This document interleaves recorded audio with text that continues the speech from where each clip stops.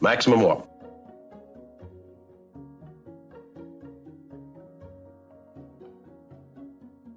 Maximum warp. We're gonna get started here in just a second. Hey guys, how's it going? How's it going, No Jewel? How's it going, Adagon Dev? Hold on, I forgot to put my stream alert in the Discord.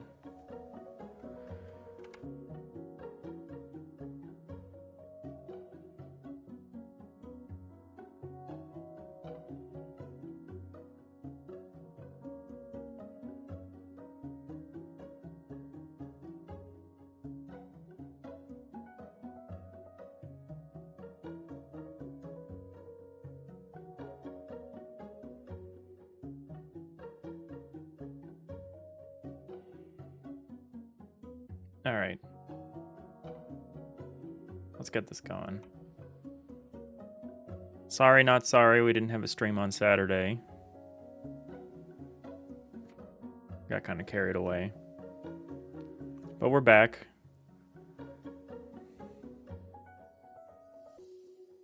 In responsible news, I did finish up our buffer system pretty much. So we have our little buffer all set up here. Did I break the block? No, I didn't. Did I? No, I didn't. So we have our buffer system, so we can assign these big buffers of data to individual entities in cases where that makes sense. I'm going to turn off the music so I can take my headphones off. Just be comfortable. We also don't have enough music to play music the whole stream.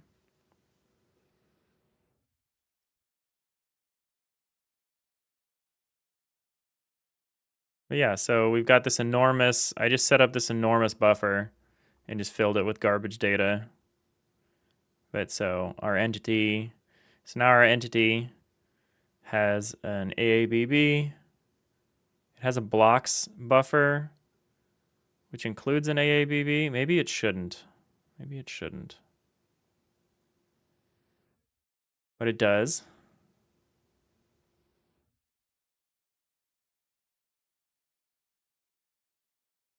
And it has this buffer that's just full of blocks. The position is implicit, but I'm just having it print out based on the location of the buffer or the location of the element in the buffer. So these positions aren't actually encoded, they're just implicit. The directions are encoded, and the form is like what type of block it is. So the form is the type of block, the direction is where that block is facing. The position is there, but it's implied in the index. That's all we got right now, but that amount of information should be enough to create blocks of tiles. So that's cool. So we're going to keep working, kind of chugging along on refactoring our tile system to work in this system.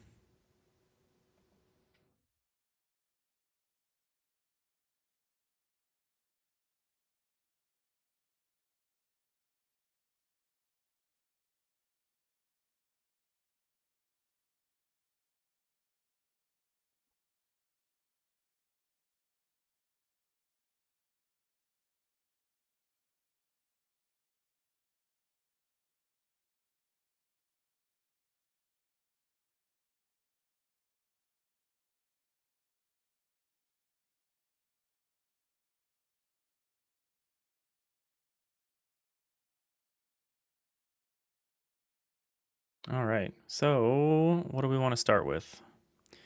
I kind of mentioned it in all the stuff, so maybe in all my go lives and everything, I kind of mentioned that we're kind of agonizing over turn-based versus real-time. So maybe we should talk about that a little bit. I can go through kind of my thought process for it. Originally, I thought this game would be turn-based. And then as I worked on it, I was like, or once I kind of coalesced around this FTL idea, I kind of moved away from that. Excuse me. And went more into like the real-time direction. But I'm starting to think that For a lot of reasons, we want to go back to turn-based. Like cognitive load reasons, I think is one reason. Like there's just going to be so much going on your ship, on enemy ships, friendly ships. Like there's so much happening. I think real time would be very overwhelming. There's also questions about grid transactions, like moving people around the grid. If it was turn-based, it would be a lot easier to do that sort of thing. There's a lot of benefits to doing turn-based over real time. Obviously, FTL is real time, is pausable real time. And I think pausable real time is cool for like the vibes. I think you get a feeling for kind of the tempo of everything if you're not pausing all the time. And so I think a pausable real time game very quickly becomes a turn-based game. It's just that the turns are flexible. Like you decide when the turns occur. It is like a WeGo system where like all turns are being executed simultaneously, and all you can really do is pause the execution and issue a bunch of orders and then unpause the execution. That's how like a pausable real-time game works. Whereas a turn-based game, we would need concepts of things like initiative, which I think is cool because then you could have officers that have high initiative. Like you can count on them to react quickly and to be ready to go and everything.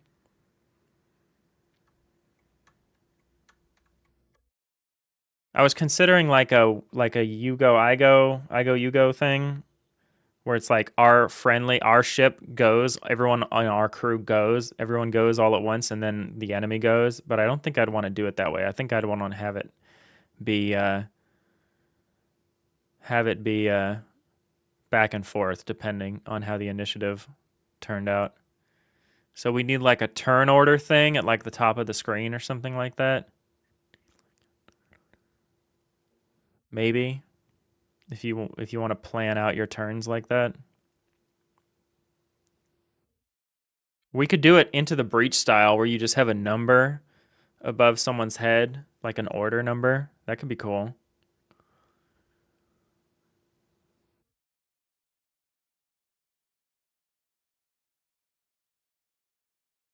Yeah, I don't know. I want to think about it more, so we'll probably keep talking about it, but nobody's really here, so I'll probably just get back to work and we can talk about it some more if someone has some opinions about it.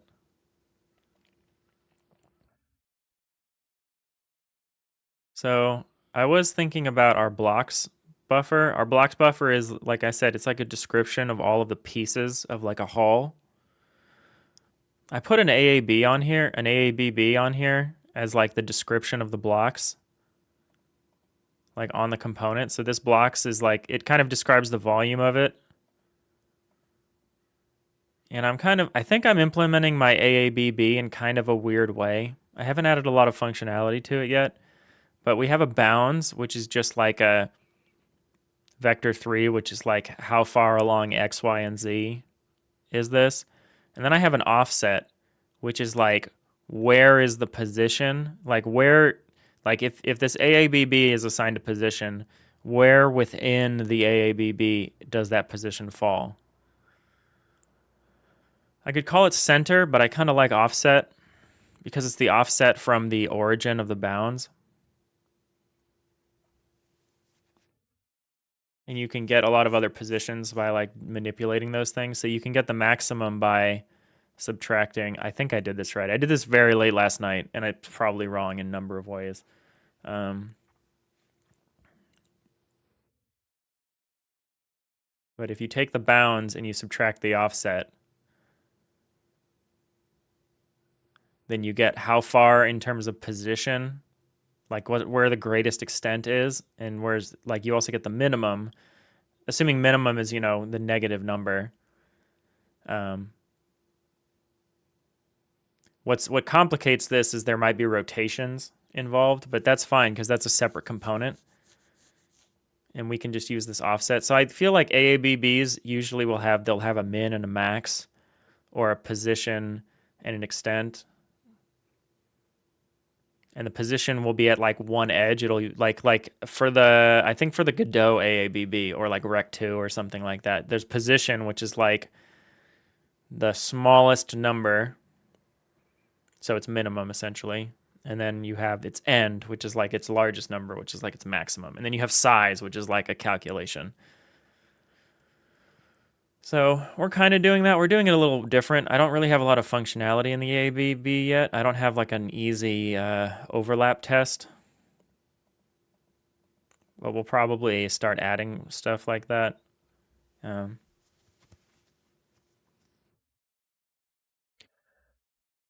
These kinds of properties, these kinds of expression body properties, these aren't stored locally, right?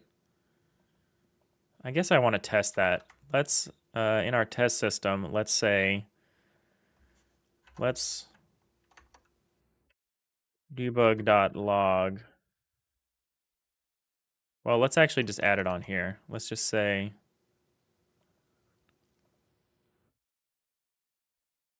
let's say component size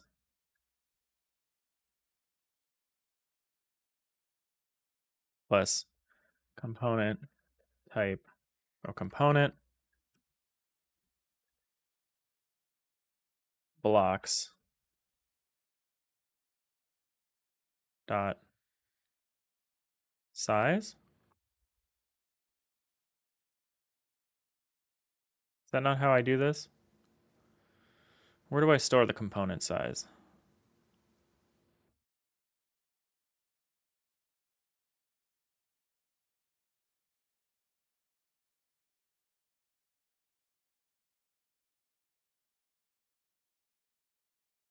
Yeah, can I not just say component blocks dot size, or do I need to say something like component dot types dot or types?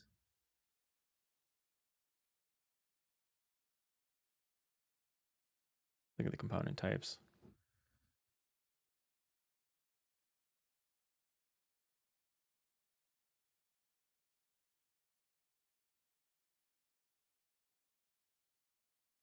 I can say component dot block buffer, which we actually have renamed this to just blocks.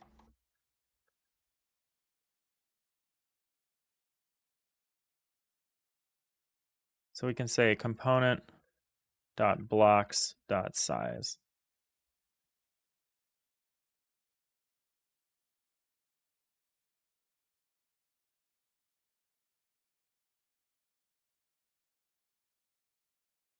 All right, I want to know what the size of this component is.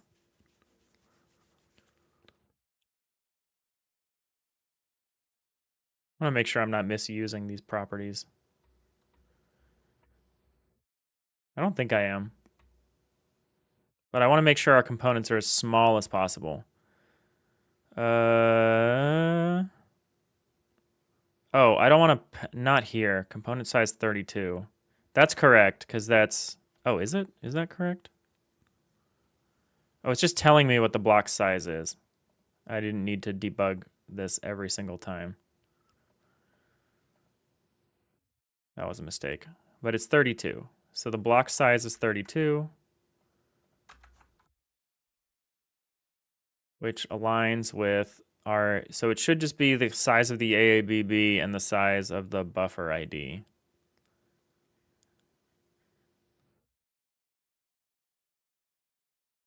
That doesn't make, oops, that doesn't make a ton of sense. The buffer ID by itself is 32, isn't it? Nice haircut. Thanks, Leandro. I haven't gotten a haircut in a while, but thank you.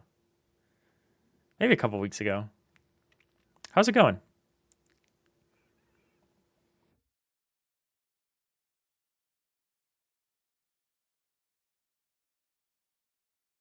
You're all right? Looking forward to the holidays? Yeah. Yeah, I'll be going no, I'll be going home next. I'll be going to visit my parents next week. So, won't be any streams next week, and that'll be nice. It'll be nice to have just a whole week off of just holiday stuff.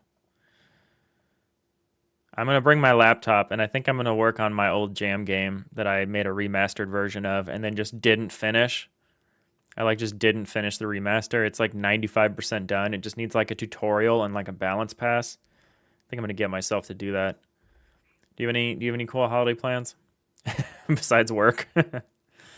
All right. So I think we're having an issue with our component size metric because we're not measuring our AABB, which is weird. Our AABB is like decent sized. It's like, yeah, it's big. It's like,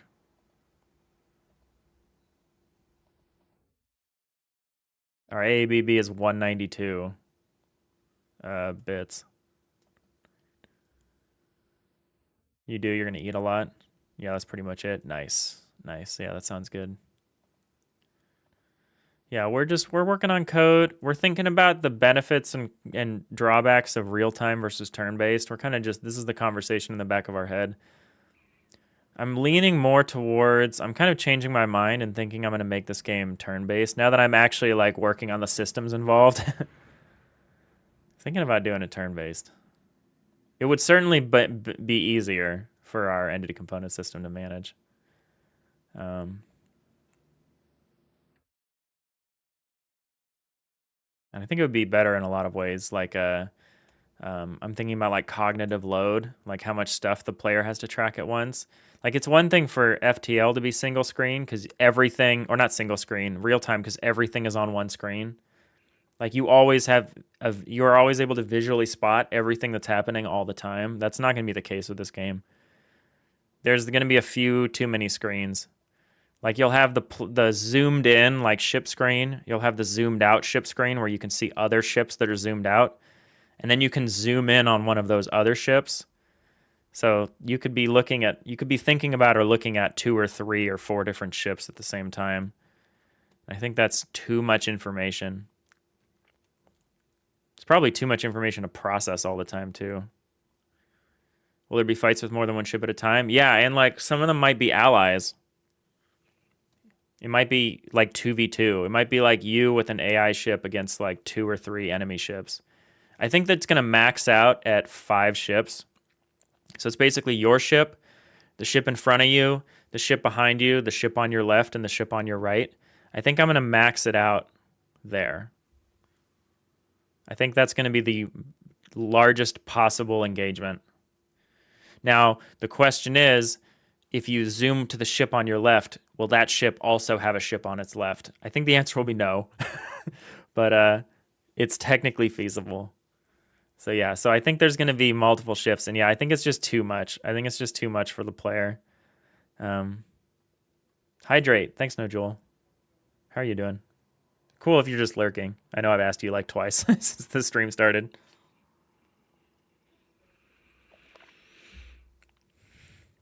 Thanks for keeping me hydrated. I've been doing a bad job of that the last 2 days. What am I looking at? Oh yeah, I'm trying to understand why our component size calculation was wrong.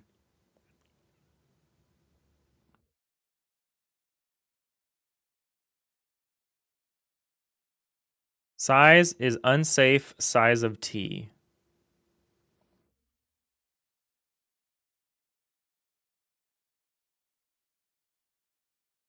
Does this not count? This is a parameter.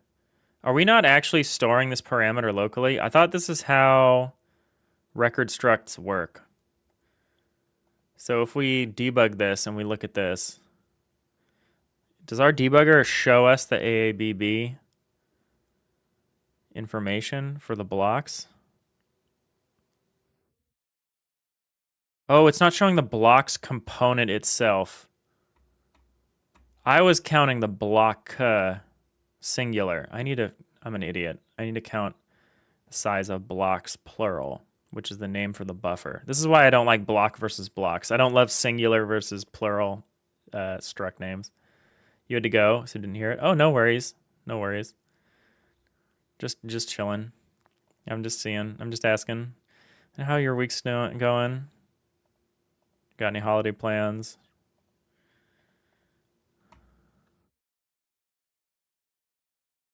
Leandro's just gonna eat food. I'm gonna eat and work on an old jam game from the beginning of the year that I want to finish. I'm gonna finish the remastered version of it and put it up on my itch.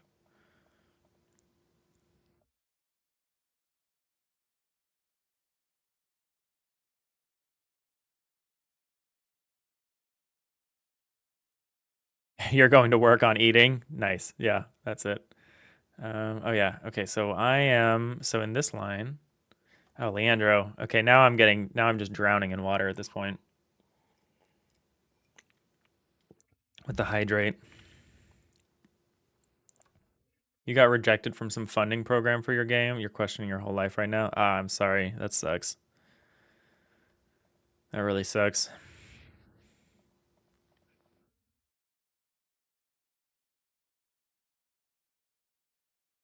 They didn't deserve you. But you definitely deserve the money.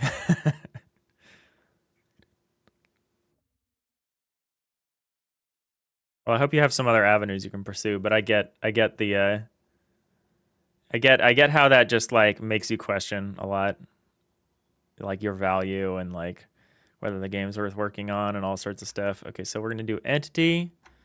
Oops, we're gonna do entity plus component size.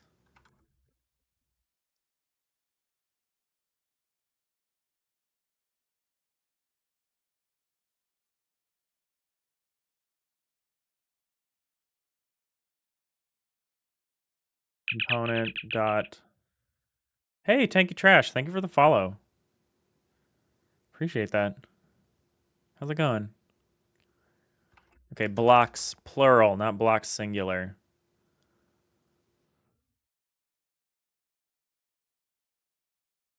Oh, print entity. Oops. This, like that.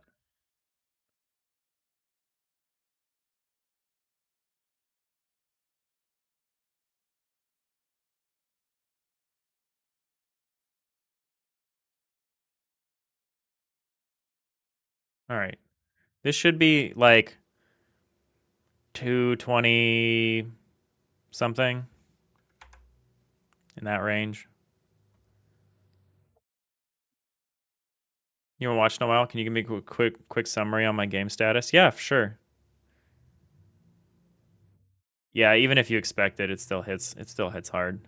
Component size 32. That is still wrong. Okay, maybe I did tell it to print out the right thing. Fascinating. Okay, but when I ask for the blocks, the AABB is included. Where is this being stored then? All right, I'll get back to that in a second. You want a kind of a summary of where we're at. So we're doing okay. We've kind of frozen. So on the Godot side, it probably hasn't changed much since you've seen it, depending on when you saw it. Oops, this is the wrong scene. Constantly launching the wrong scene. On the Godot side of things, we haven't really changed anything except, I mean, we haven't changed anything. We have our auto tiler, we have our build tool, so we can still build our. You've probably seen this stuff before, but we can build these really rudimentary arrangements with this auto tiler. We can rotate the game map and stuff, or the build, so I can lay this out. It has a compartmentalization system, so you can see this different color. It means that this room is sealed against the outside. So you can add a door, seal this room below it, and we can rotate everything through. So we have all this stuff. This hasn't really changed in like 6 weeks because I got happy with this, and then we decided to work on an entity component system because we want the game simulation layer to kind of be off in its own world and very lightweight and like not have anything to do with the scene tree unless we're actually needing to draw something, in which case we'll just sync it with the scene tree. So what we've ended up doing here is we've actually implemented like an entire entity component system. It's pretty rudimentary, but you have entities, you can add and remove components, and you can iterate over them in order very quickly using this kind of chunk memory system we have. We just finished implementing a buffer system, so you can assign out of chunk memory, like big chunk of a big segment of out of chunk memory to an entity. If you need to iterate on that occasionally, so like memory that's so big it definitely doesn't make sense to put in the chunk. But yeah, so our systems have been growing a lot lately, which is great.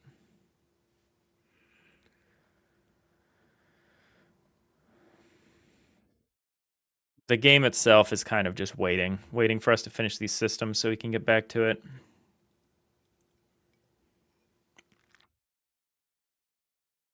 Which is kind of why we're thinking about things like whether we want turn-based or real-time, or thinking about some fundamental things about the game. Building the backbone. Yeah, we're laying a lot of foundation. Okay, so why do you think that your size is 32? So size gets set as unsafe.size of t.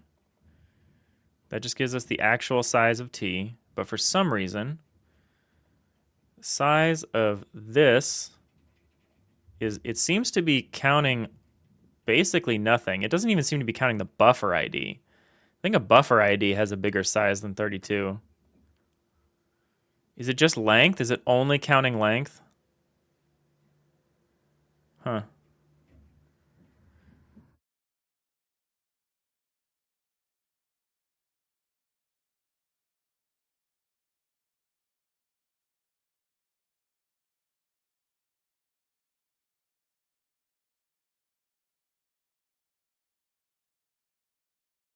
This itself is a component, so maybe we should check to see what this size is. So maybe it does count these properties. Maybe I need to turn these into functions if I don't want them to just be stored. I thought these were kind of like on-demand properties where like if you called them, it would just calculate this thing. Maybe I need a getter or setter. Maybe I need to put a getter on here if I want to make that distinction. I just thought this was like shorthand for it. Tanky Trash. Hey man, just stumbled upon my stream. Looks like you're making something kind of close to what you would like to make in a few years. Yeah, we're making a game kind of like FTL faster than light. This is like my little style guide background here. Very low resolution pixel art, kind of like an isometric 3D version of FTL faster than light. That's cool. I mean, this is also the game I would like to make in a few years because we're going to be working on it for a long time. It's definitely not going to be done anytime soon. So I would say start now. It's like get started sooner than later. It's like what they say about like planting trees or whatever. They're like the best time to plant a tree is yesterday. The second best time to plant a tree is today.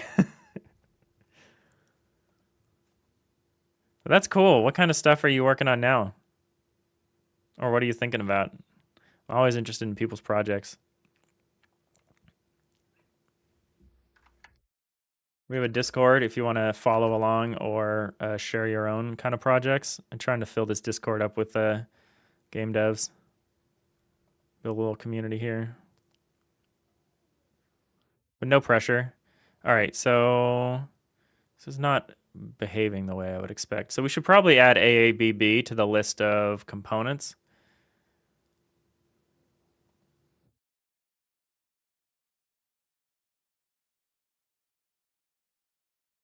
We have the blocks.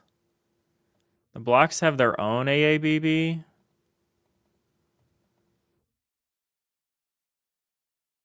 Which I think makes sense. This is where it would be nice if this was like an entity. But then it would be like very indirect. Maybe we should do it that way though. Because then we could iterate over all blocks and just do the calculations. No, because this still would be stored in a buffer, so there's no reason to iterate over them in order. I don't know, but I need to fix this. I need to understand this size thing because right now it seems like it's only counting this integer. Is buffer ID not what I think? No, it's got an integer index and an integer version. This should be counted. So a buffer ID, that's not a component either. I just need to add some stuff to this test system. I'm gonna disable the current stuff we're debugging, but debug some other stuff.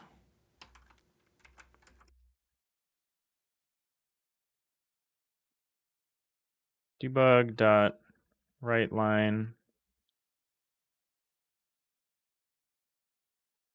unsafe dot get size, or it's size of I want to find the size of a bunch of this different stuff.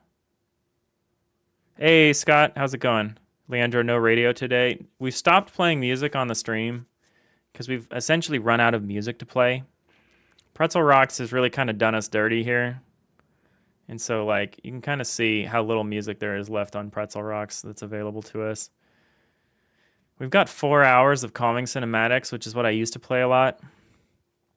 But I'm kind of annoyed because, like, this chill station used to have, like, dozens of hours of music on it. I feel like the lo-fi station used to have, like, 30 or 40 hours of music on it. It now has 4 tracks for 7 minutes. So I think they lost a bunch of their YouTube licenses, and they basically just don't have any more music to play. Yeah, Chill went from like 40 hours of music to like 70 minutes. It's kind of unacceptable. There's some chip tunes. So we've started just playing music during the intro and the outro. Kind of sucks, but I don't know what else to do.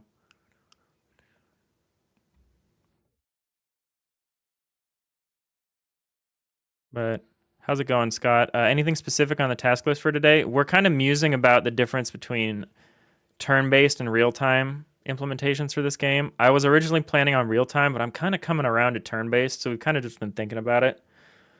But the task I'm trying to do at the very moment, we finished buffers, so we have our dynamic buffers and stuff. They're not dynamic. We have our static buffers.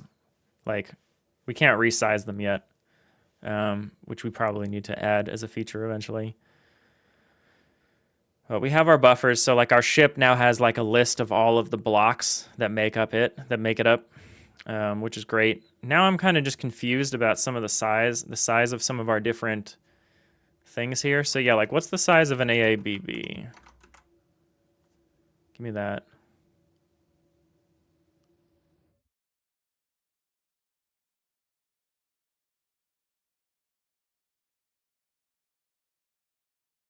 Oh, can I just say...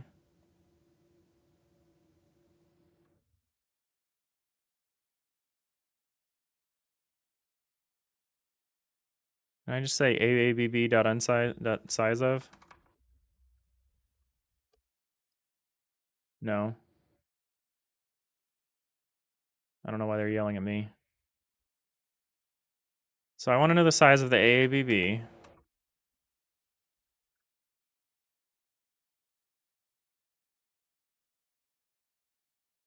Want to know the size of blocks. Yeah, correct. Let's add some ones that we know the size of as like a sanity check. So let's add an individual block. Let's add a buffer ID.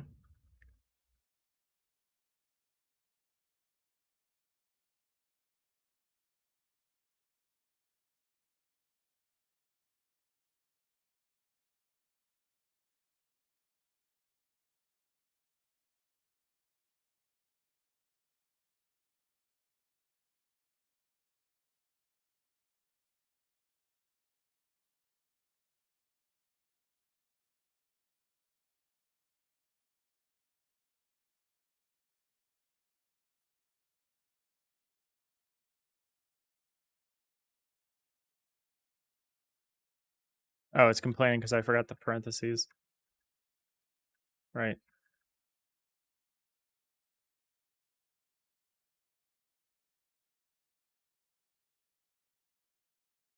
All right. Let's check all of these. So the ones that we expect, let's also write what we expect. So for AABB, I expect the bounds, the offset at least. So that's 192. But I think these should also be counted, is my understanding about this kind of use of property, which I don't want. I need to change this, maybe. Yeah, definitely. I don't want to store the maximum and the minimum and stuff. I want to just get these on demand. So we're expecting this to be 192 bits. We'd expect the block to be... it's just an enum. Oh, no, it's not. It's a direction. It's a vector 3 direction and an enum. So we would expect this to be 128.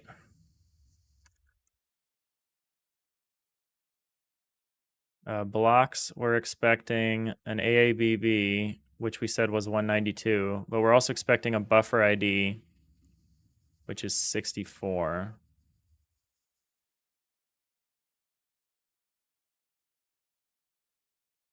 That's it, 192 and 64. Small number arithmetic is hard. 256, that makes sense. 256. 64. 64. Let's see what we get back. Void star star on C++ and the ECS is done. Yeah, I mean, if that was an option for us, if I could have just written this ECS in C++, that would have been pretty cool. I've been watching Randy make his new game in Odin, and it looks so good. I know it's not C++. It's just like a evolution of C. It looks pretty great.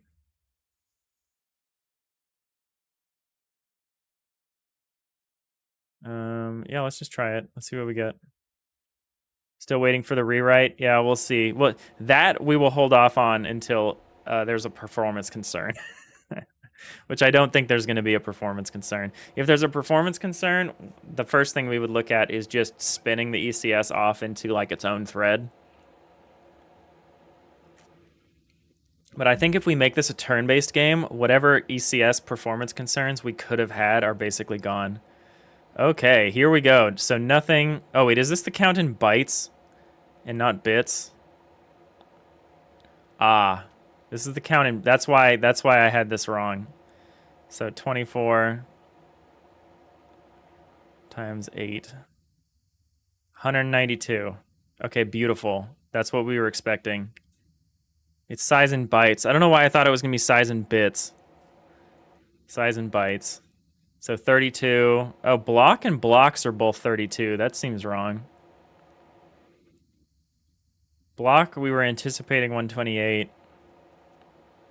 So actually, we anticipated 24. We anticipated 16.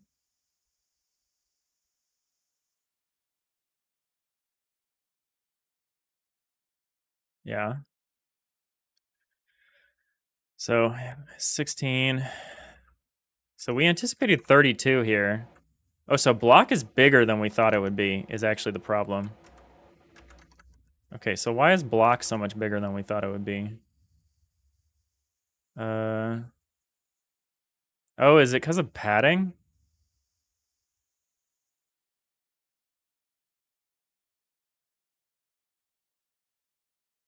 This is huge. Does it need to store this as well? But this doesn't account for all of that. Huh. Okay, yeah, I don't know enough about struct layouts to understand why we're getting that.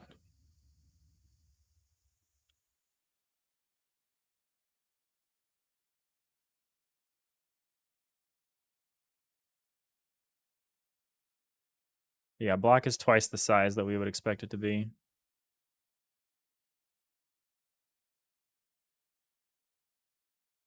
What if I lay some stuff out more explicitly?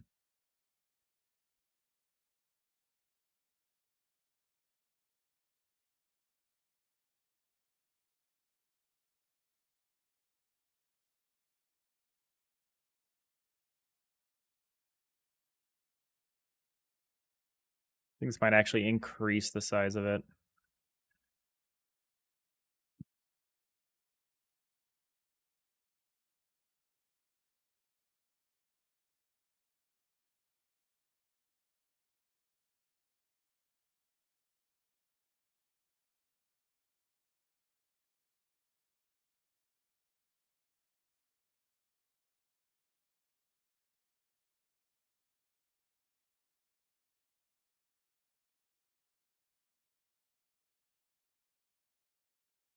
Might double the size of it again.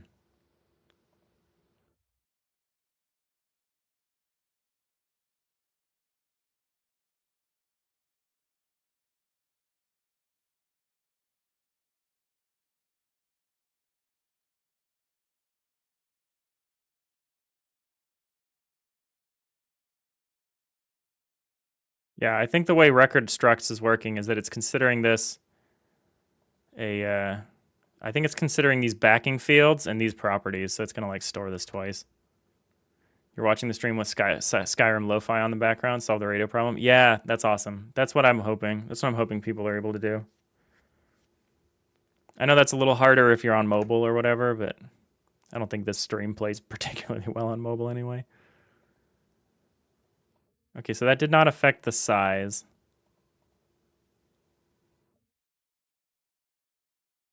What if we went to an explicit constructor?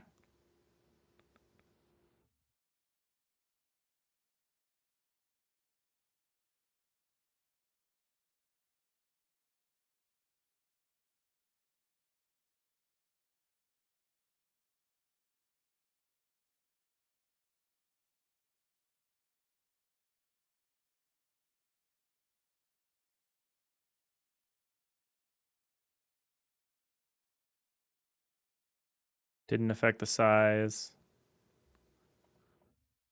I think this is just like a padding thing that's happening. Or it has something to do with this forms enum. Who uses this? Just the block in the test system? Let me declare. Oh, oops. These ended up down here too. How did that happen?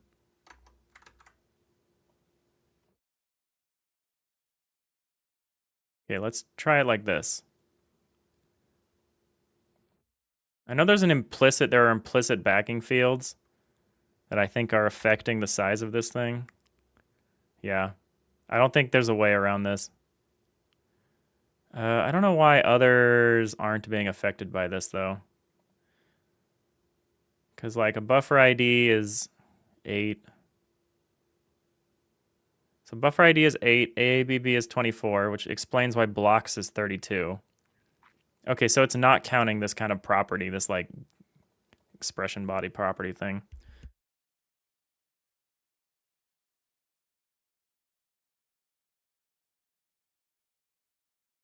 Excuse me.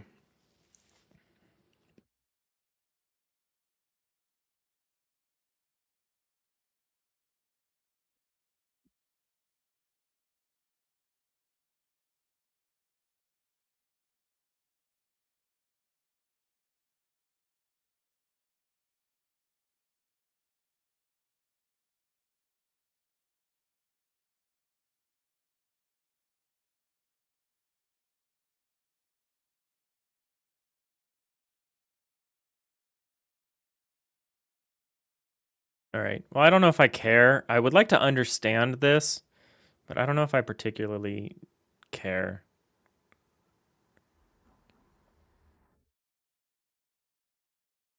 I'd like to understand why this is the way that it is. Maybe it has to do with having this forms enum on the struct. Is it storing it like... No, this should be stored like somewhere else, right? This should be stored once per struct. It's kind of like having a static field or a static method or something on a class, right? Like how does that work? Storing this enum here. I'm going to try to store this enum somewhere else.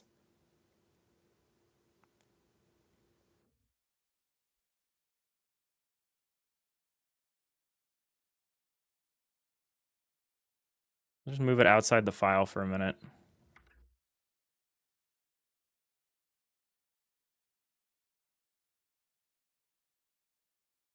Did I break anything? Not yet. Okay, let's see if that did anything.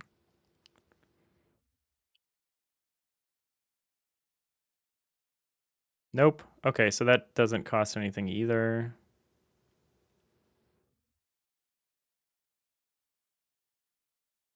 That was my presumption.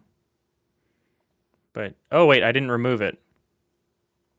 I copied it out and didn't remove it. Okay, let's try this again. Test system calls block.form somewhere. Where? Oh, okay, here.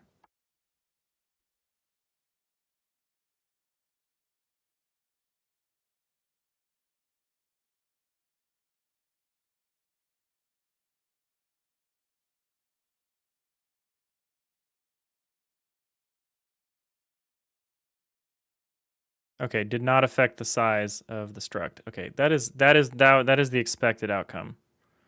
So that's good.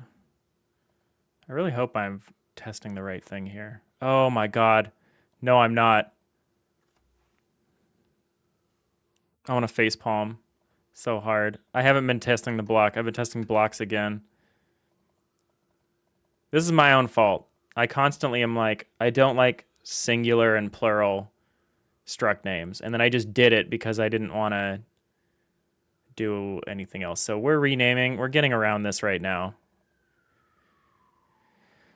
We're renaming blocks to block buffer because I can't do this anymore. I can't run into this problem every time.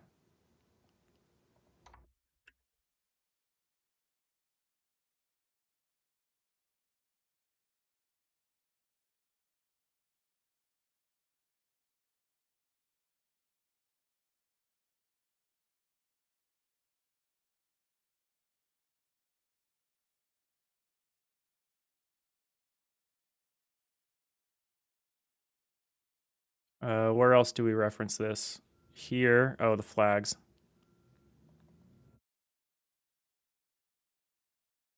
Block buffer.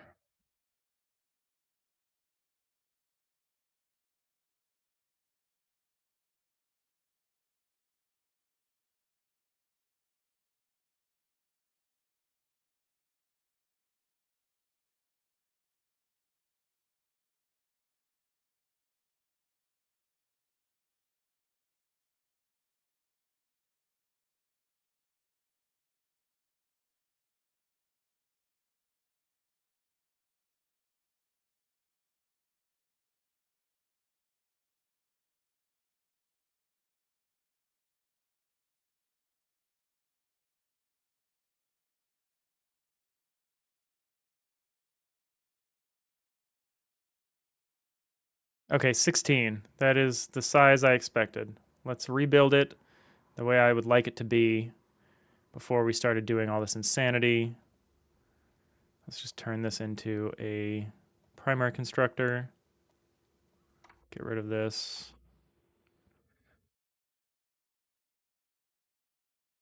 Test that. Make sure that works the way we expect it to. That shouldn't affect the size. It does not. All right, we'll check one more thing here. Move this back in here.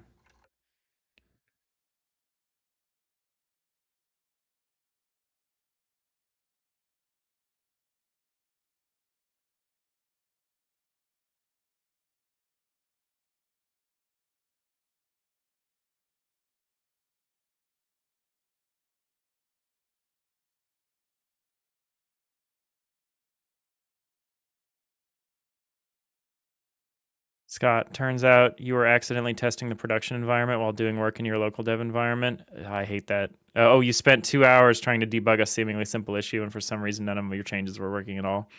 Nice. Yeah, that's horrible. Luckily, we only did this for like 20 minutes, but yeah, I could see doing that for hours. I actually had a horrible problem at my day job on Friday where I spent hours debugging this library I was using in this program that I'd written to like fill out PDF forms automatically for me. And I spent hours debugging it because I thought there was a problem with it. And I thought there was a problem with the code.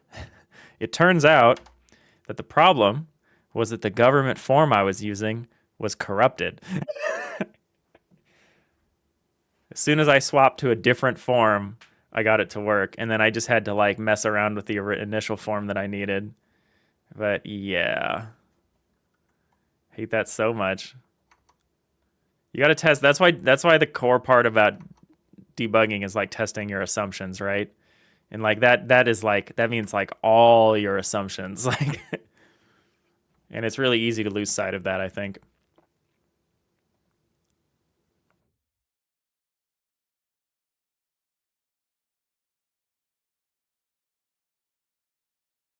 All right. This should still be 16 for the block. 16 bytes. All right. All right. We're happy. We're happy. Everything is adding up. The blocks is 32 because it's an AABB and a buffer ID. Block is 16 because it's a vector 3 and an int. All right. This has all been good. This is all the correct size. Everything's getting packed correctly. Everything's beautiful. Out of curiosity, before we remove this test case, can I do this? Can I reverse the order of this? Because I know structs are sometimes like really literal about field arrangements. Like sometimes it will lay out the memory exactly as you told it to, even though it's like very inefficient. What happened? Oh, I need to reverse the function here that creates this.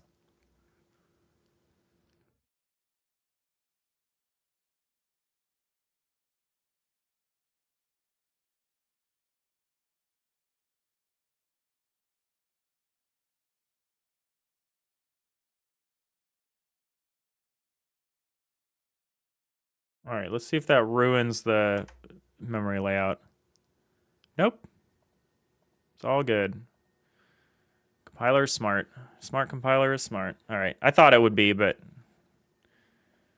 I try to be careful because I would like the form before the direction, but like in my mind, like you should lay out the larger fields before the shorter fields. But I think maybe the primary constructor, the record structs seem pretty smart. The record structs do a bunch of code gen and stuff for you, give you a bunch of basic functionality out of the box, which is pretty nice.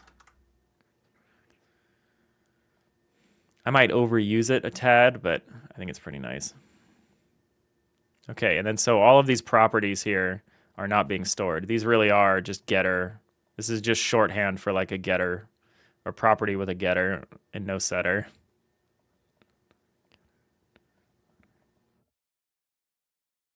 And no init either. So that's great. So AABB, I think this is still kind of janky the way I'm laying this out, but this is going to work okay for us.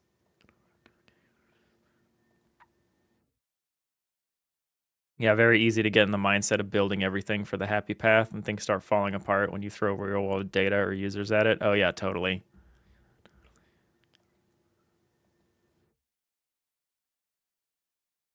Government form was that PDF was like created by like insane people. And like you could tell at one point that the person that originally was setting up like left and quit and someone else picked it up and finished the rest of it and it was just this horrible nightmare. I wanted to make the whole thing again from scratch, but like nobody has time for that. So you just adapt to the jank. But then that becomes a problem because then the jank becomes part of the context. It becomes part of this domain knowledge that only exists in your head.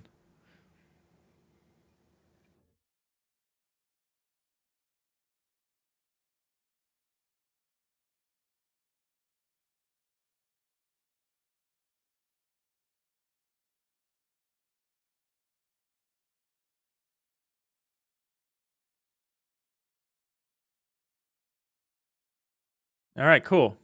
And the block buffer has these additional little helper functions of like getting a vector from an index or an index from a vector. I think this is good. It's good stuff here.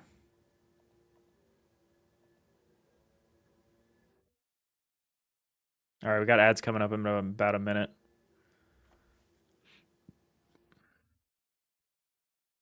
I think I'll just work through it. I know that only hits the Twitch side, but if anyone misses anything or has any questions, please let me know.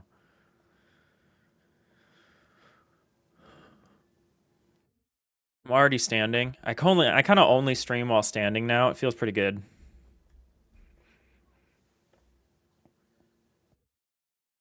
Part of that is like I had to bring my green screen up so that I could have this like space. I can really use the space. I was looking at an old stream I had where I was like, this is where I existed. I was just like down in this corner here and I couldn't move. And I was just kind of, this is just where I existed.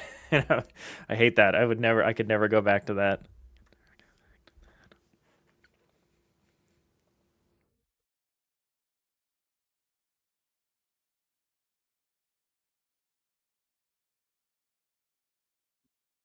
All right. So let's keep going. So we're happy. The test system works.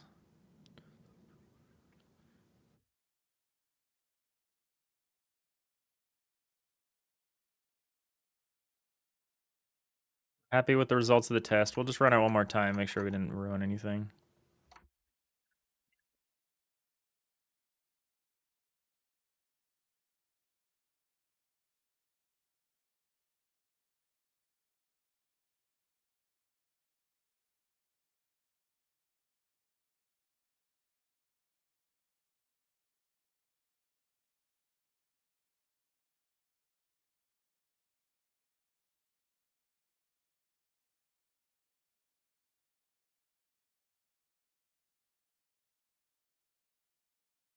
Cool that it prints out when you go to print a struct, it prints out all of the properties, even if they're just like these, even if they don't exactly exist, like they're the kind of getter properties. It's cool that it prints them all out. So your maximum is 9 and your minimum is -9. Is that right? Did I specify an offset? Okay, I specified your offset is 883.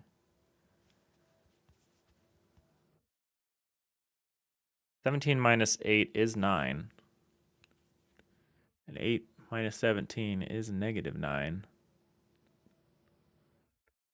But I feel like this isn't the intention I had with the bounds, because this bounds is 7. So that means I should be able to go up to +3 or -3. But here I'm going to 4 and -4. So somewhere I'm treating something as if it was like an index, or we're just truncating the int and it's not working correctly. So maybe let's check that real quick.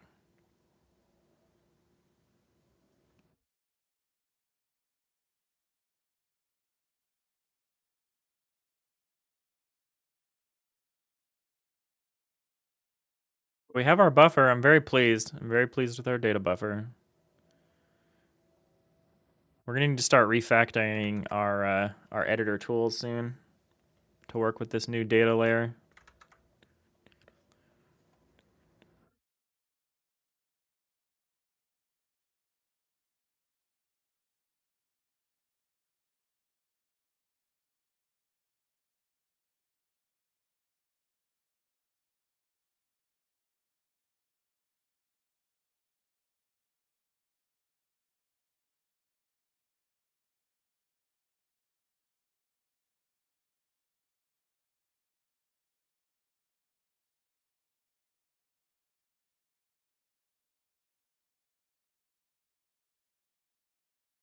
I shouldn't put this here, but I did. Okay.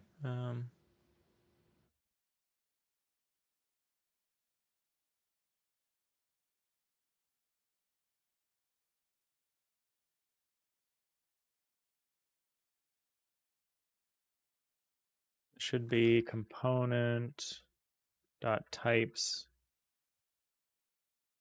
or component. No, I guess this is fine.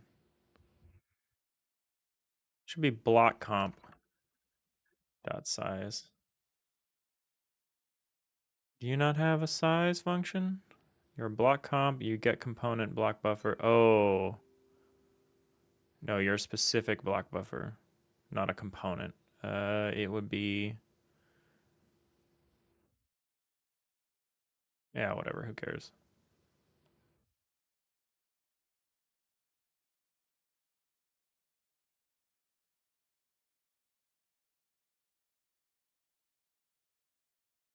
That's fine. All right, so test is done. We're done with this testing. I should probably, well, we'll probably need it again to test whatever the next thing we want to do, but I'll clear it then when we get there. There was one thing that was bothering me. Oh yeah, the AABB is not correct. So AABB is calculating the maximum as bounds minus offset. So if your bounds are 17,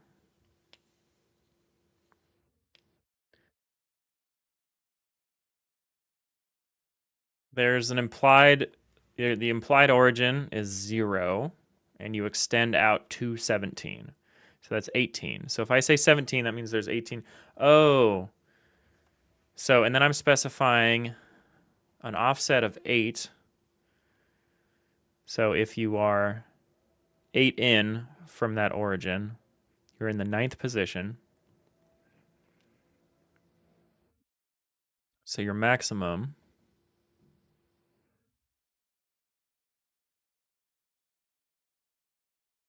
(17 minus 8) is 9.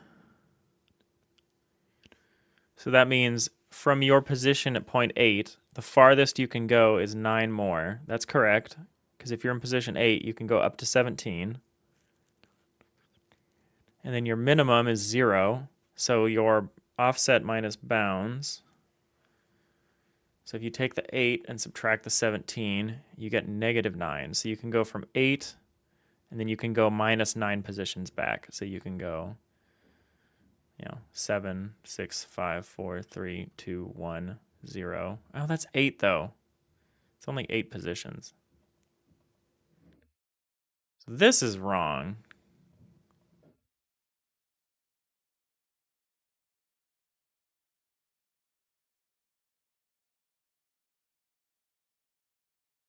Okay, the use of 0 here doesn't make sense. So like an AABB with a bounds of 1 should mean that you have a volume that just is 1, 1, 1. It just exists in one block. But the way I'm doing it right now is it's kind of ambiguous. It seems to be kind of ambiguous. Maybe it's not. Maybe this is all correct and my mental model is wrong.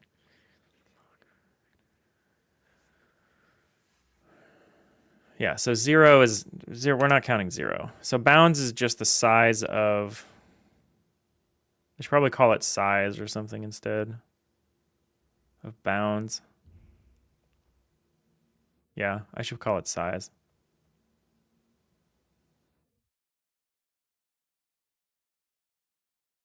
And then this vector 3 offset should be more of like a pivot or something like that.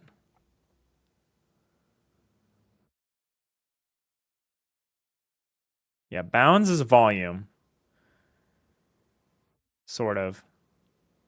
Except volume should be just an int. Yeah, that's why I have volume as an int here.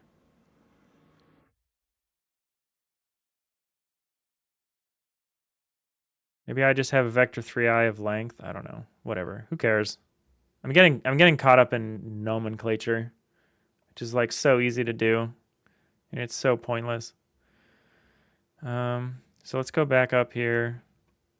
So yeah, I feel like I'm doing these wrong. So if your bounds are 17, 17, 7, let's just focus on the 7. So 7, so your midpoint is 3, which I've specified here. So your midpoint is 3. So you should be able to go, oh no, you can go up to 7 and then down to 0. So 0 is implied. Okay, so a vector 3i with the bounds of 0, 0, 0 is just a point. And a vector 3i with the bounds of 1, 1, 1 is a 2 by 2 space. Is that what this is telling me? That seems to be what this is telling me. Doesn't totally make sense. I think there's some disagreement between maximum and minimum here, even though they're like basically the same. You just flip the terms. Maybe it's an awkwardness where I've tried to pick a midpoint on an even volume. So maybe something's getting truncated. But here, this is right. So if your bounds are 7 and your offset is 3, then you can go up to 4 plus the offset. So you can go up to 7.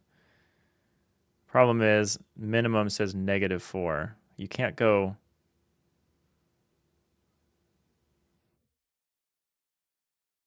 You can only go -3. Yeah, I have an off by 1 error, and I have to decide how I want to deal with it. I have to decide how the representation of this works.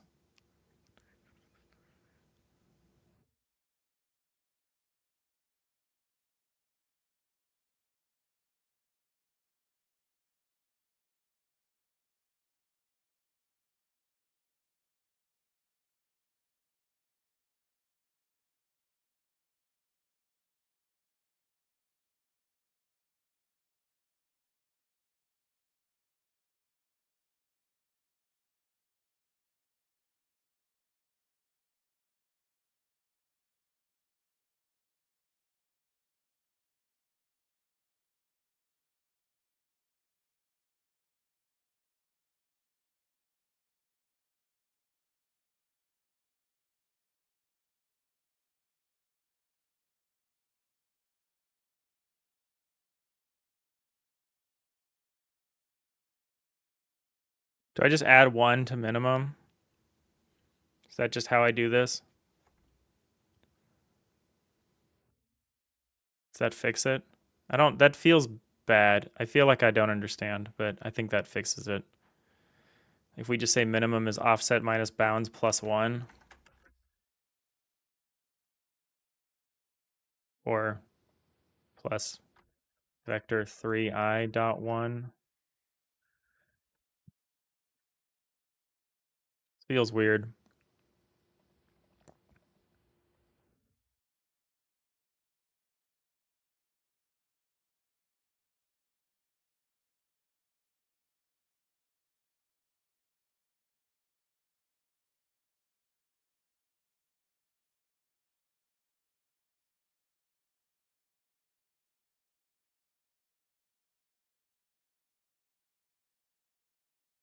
Maybe this, instead of calling this the bounds, maybe this is the maximum.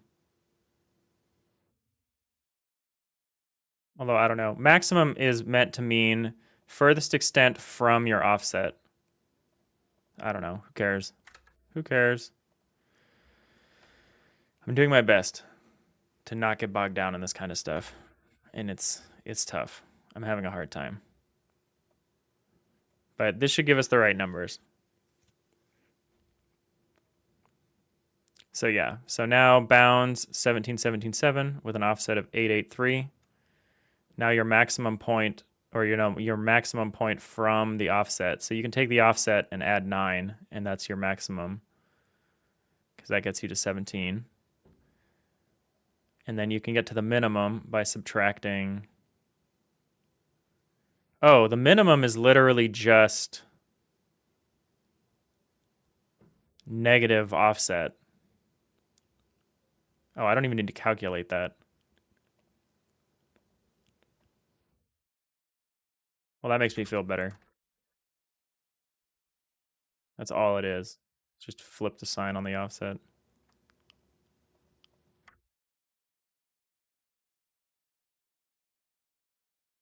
So that you get back to 0.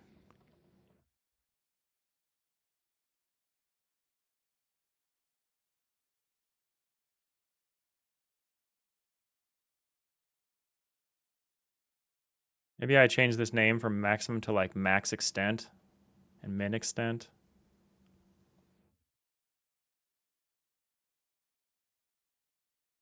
I don't know. That implies that it's the smaller or larger. Whatever. I don't like AABBs. I need to read about how that works. All right, who cares? It's good enough for now. So what are we gonna do next?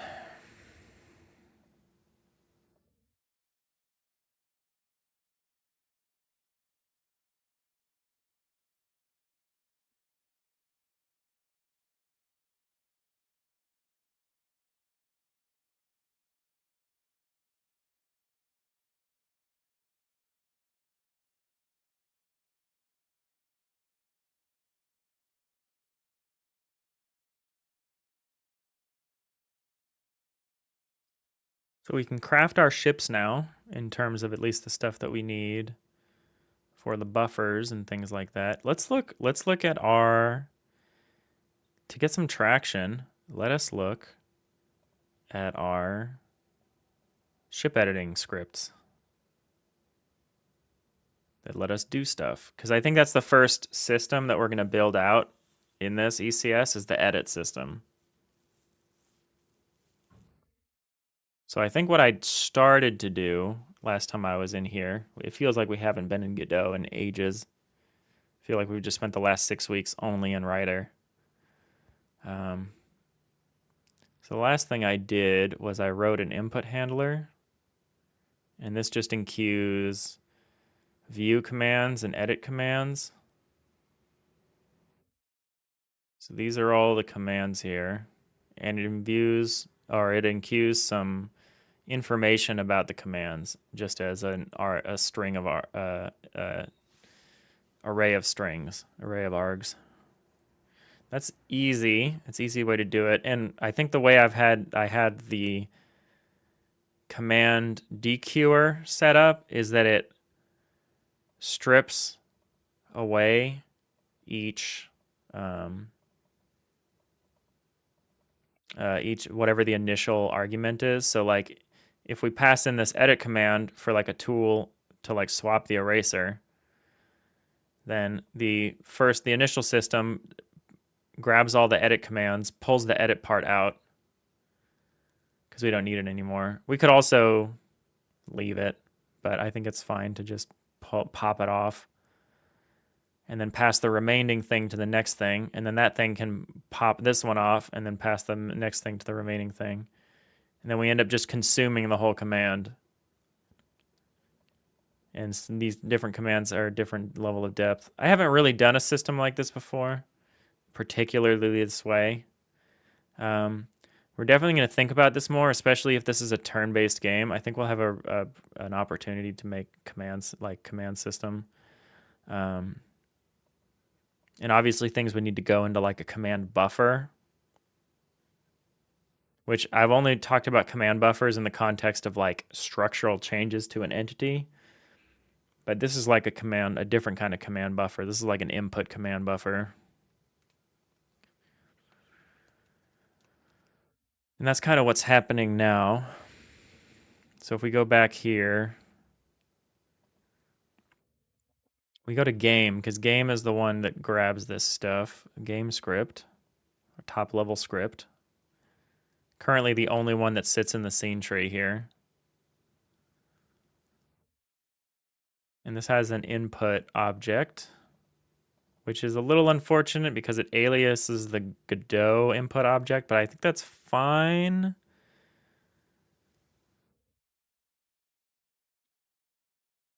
Because we'd always call into it by game.world.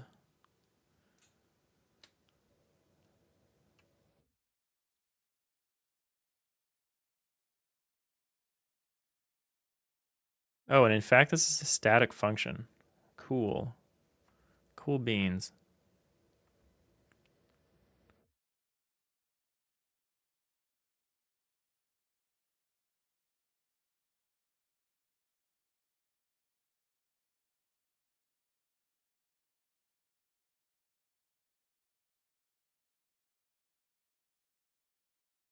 Switch here.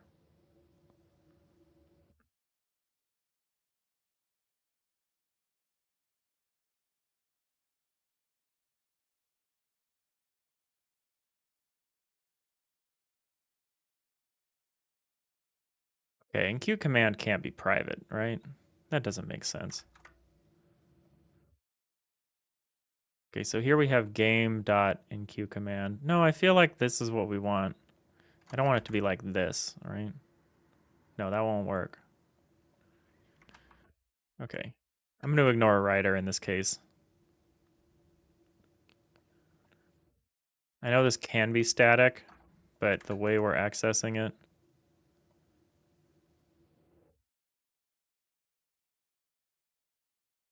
Oh no, I guess it can. It can. Static.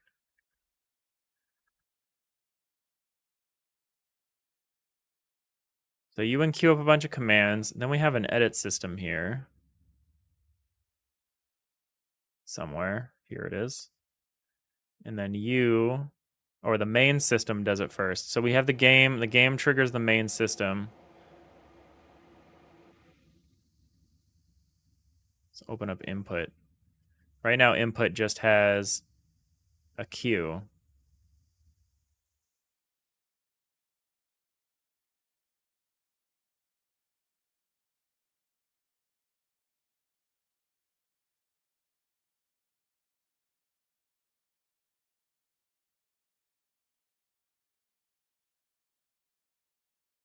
Can I just say this? No.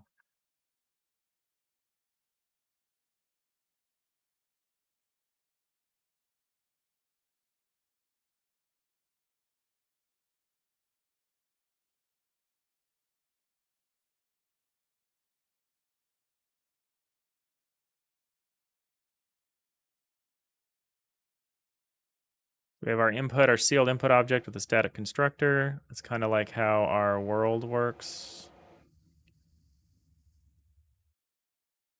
Doesn't our world need a static constructor? I guess not. Maybe this doesn't need one either.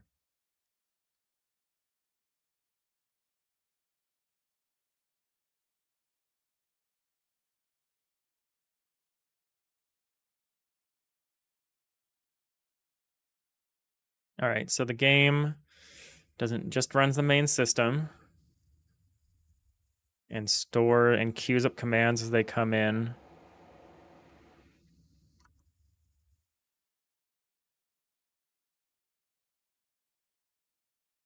This is very strange that this says it can be made private, because this is definitely being called out of scope. Oh, so the calls are out of scope.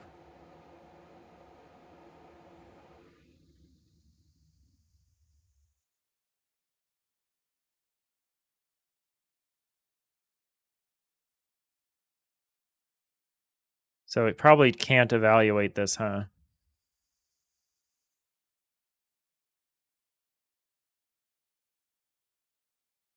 I'm going to disable once with comment.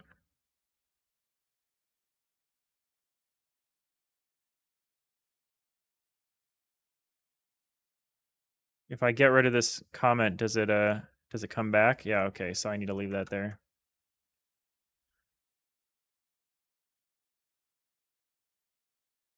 Got to disable that, because this is being called from outside of the solution, so it has no idea about whether it can be public or not. Same with this one, probably. For usage or out of scope, yeah. Disable this as well.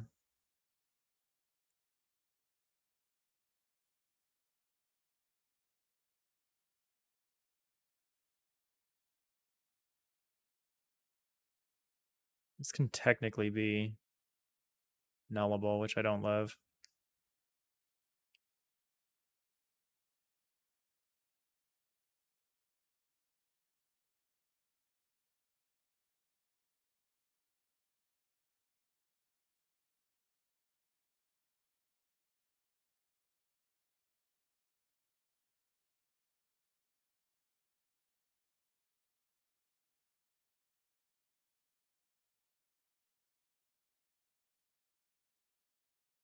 I don't need a null, I just need a default.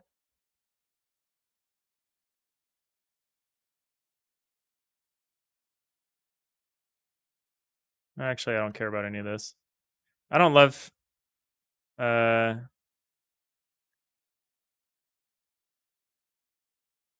don't love switches. Hey, Fusionist. How's it going? Good to see you.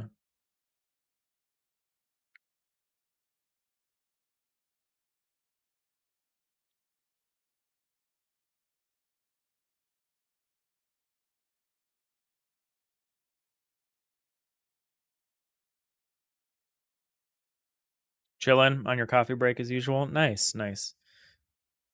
It goes good. We've got everything we want from our ECS done right now. We finished up the buffers, the buffer implementation.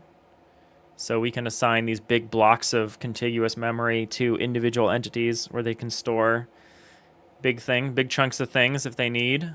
Like our ship is going to need to store basically all the data about its hull, about like what it consists of. And we can just do that per entity. It's stored outside of the chunk. We can get it and read it and write it pretty performantly, as performantly as we can deal with our chunk data. So that's cool. We're just kind of working our way down. We're thinking about the fact that our first system is probably going to need to be an edit system because we're going to refactor our current edit tools in Godot into C# into our ECS. So we're going to need to set up the edit system and stuff like that. We're also kind of thinking about what this game is going to look like if it's a turn-based game instead of a real-time game. I kind of just presumed it was going to be real-time because that's what FTL is, but I'm kind of coming around. On making this turn-based, and I'm kind of thinking about what would maybe need to be different. But we're reading through all of this stuff here. So the view system and the edit system are the first things we're going to need to implement because these things are implemented here in this ship editor. The next thing is going to be the tile preview system and then the tile placement system. Those will require the auto tiler. The auto tiler will exist in Godot in GDScript, so that part we aren't going to rewrite.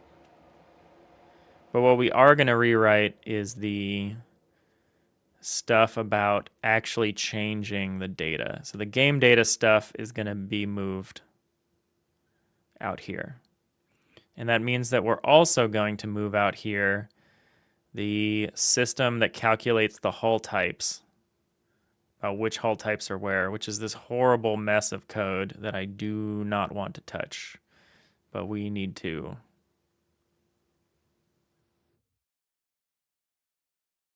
So that'll be fun.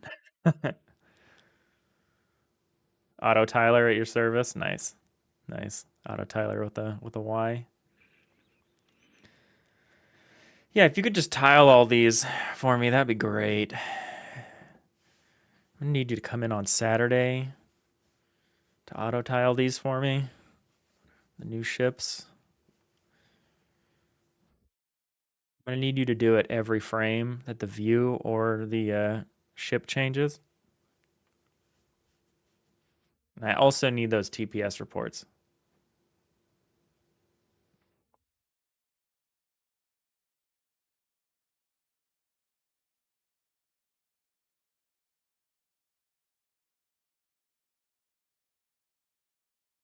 Yeah, I don't feel bad about fixing some of the layer stuff here. What I do feel like is going to be not good is this whole big block of input handling.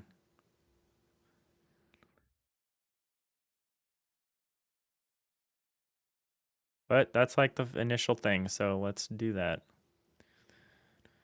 Let's go through that, and it'll at least, if we go through the input handling process, we'll at least get an idea of everything that we need to implement, if nothing else. So that's good.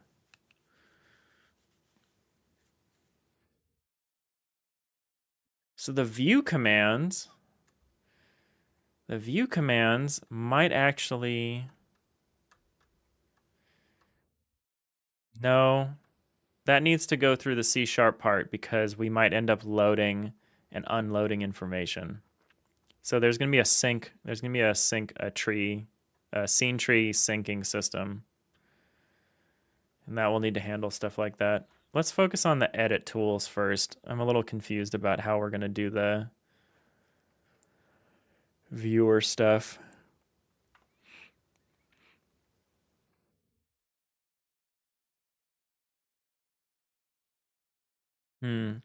We've also been relying on the tile map layers to tell us where the mouse is clicking, where the mouse is located.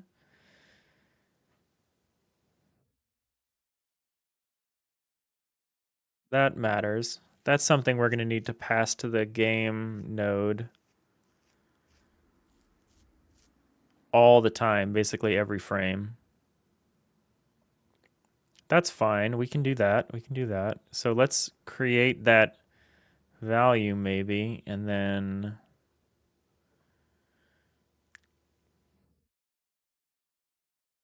yeah, we're just going to use the tile maps to help us figure that out.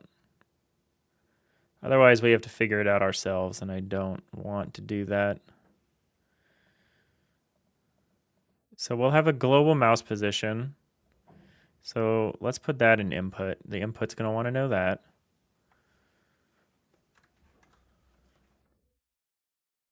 We'll say public vector 2i. It's a vector 2i, right?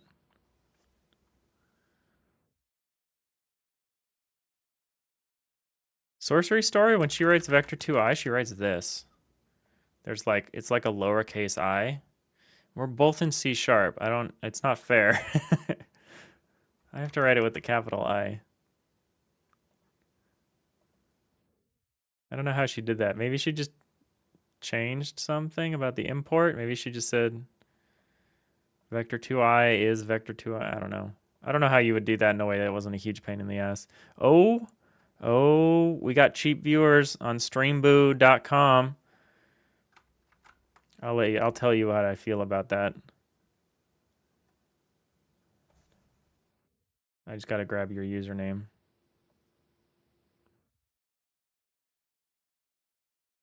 Load the photon torpedoes.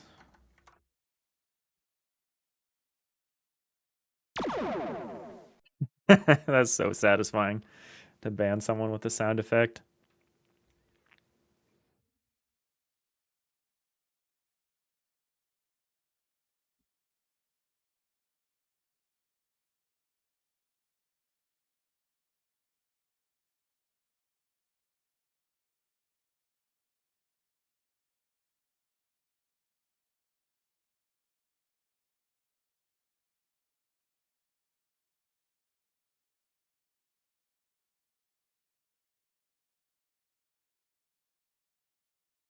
Okay, so we'll have input.mouse position.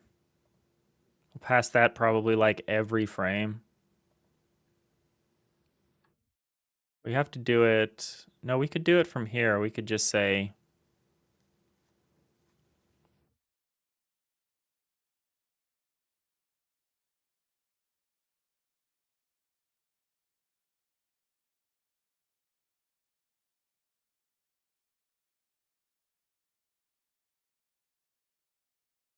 in the input handler. So right now we go through the game and we enqueue the command. Why don't we just say game.input.enqueue command? Oh, because no good reason actually. Oh, just the simplicity of. Let's just add a set mouse position. That way we can change our mind if we decide, if we add like a buffer or something like that. We can wait until the next frame. There will be some stuff here. So we're gonna say public static void will be like set mouse position 2i position.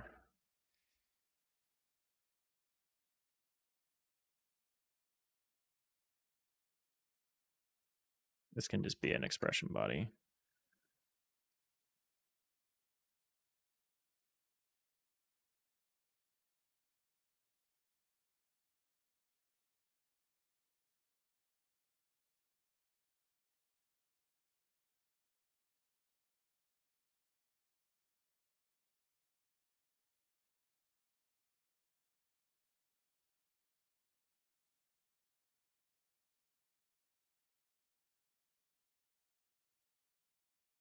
I'm just gonna disable this in the file, the whole file. This file, we cannot determine whether a function can be public or private in this file. Because it's talking to another world. It's talking to the Godot world outside of the solution. So process, so let's just at the top here.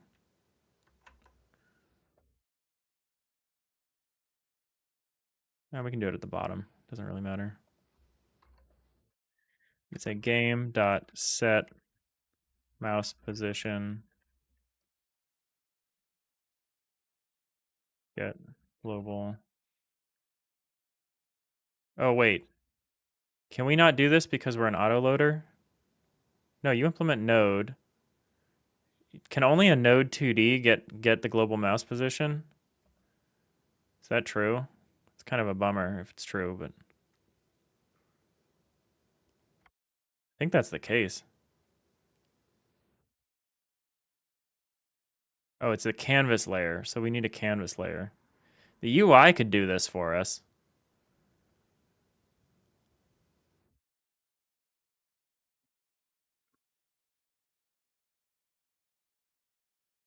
UI could do it for us.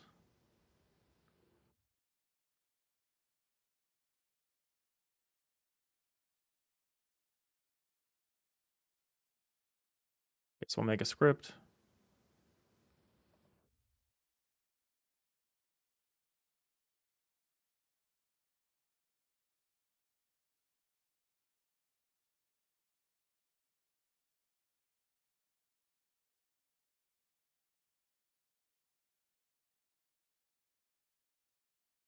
Um,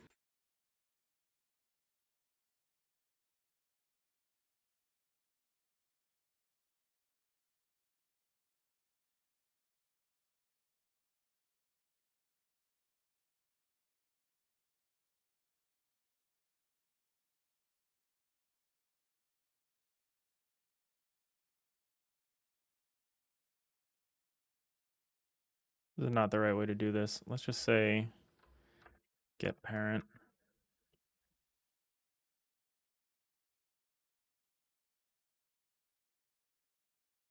How does the input handler do this? Get node. Okay, yeah, let's do this. I want this to be super stable. So we'll say node is this. Get node root game. I don't want to just presume that the game will always be the parent of the UI. And for some reason I can't make game unique, whereas I could do that here. I can give a unique name to these nodes, but for some reason the root node cannot. Oh, I can just copy the node path. What if I paste that in here? Oh, dot. Oh, is it really just dot? Is that just the name for... So can I also write this as this? Hold on. I'm kind of curious about how this works. So you can do this. Can I also just do this? Is this just shorthand for like the root node? It's kind of silly, but kind of cool. Let's do this. Just because this is more explicitly clear what's going on here. But that's kind of silly. You can do $sign dot. Just get the root node.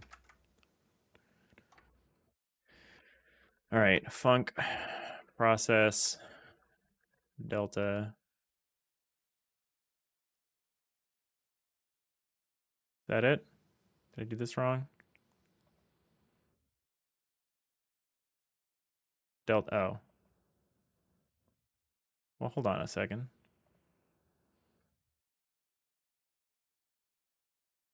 Oh.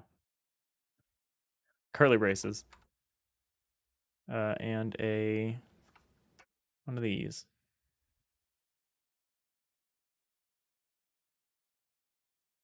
Back to GD script, and I've forgotten everything about it. All right, so we're just gonna say game dot set mouse position. We're gonna just pass in get global mouse position. And for now, that's literally all the UI script is gonna do for us. It'll do something else later. I could have put this on board. I could have put this on the game board script, but it feels better, and I feel like UI is going to be doing things for us like that. So might as well put it here. Although you might end up be where like you don't care where the mouse position is if like you hit a UI button or something like that. I don't know. We certainly want up-to-date information, though. So that's fine. That seems fine. It's dumb. It's dumb that we don't put this, but I guess your mouse position, it's not exactly input. I mean, it is, but it's not active input necessarily. The input handler will handle active input. It also just doesn't have a canvas layer, which is unfortunate, but it's an auto loader, so an auto load, so it doesn't really need a canvas layer. It seems stupid to add one just to do that. So set mouse position. Interesting that it has two uses. Where's the second use?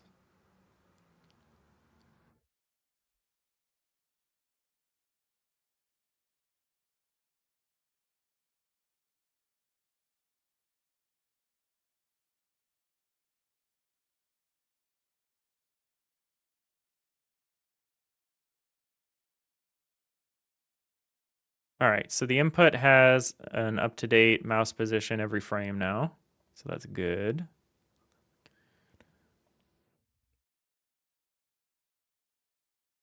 Global mouse position like is a vector 2i, right? No, it's a vector 2.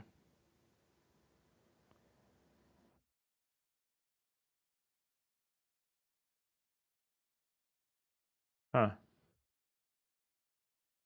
Oh, it's in the coordinate system of the canvas layer. Okay. So that's not actually particularly useful information to us right now, is it? Maybe we're going to have something else help us with this. Maybe this isn't how we're going to do it. Maybe we'll have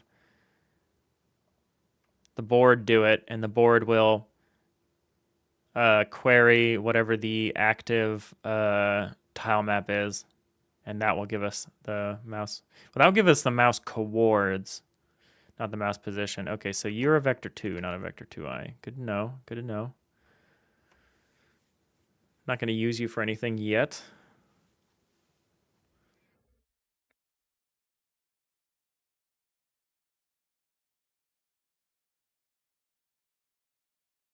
Probably get rid of these. No, let's leave it. All right, so we're enqueuing our commands. And then the edit system here is going to just start dequeuing commands. So while game.input.edit commands count is greater than 0, edit command is game.input.edit commands.dequeue.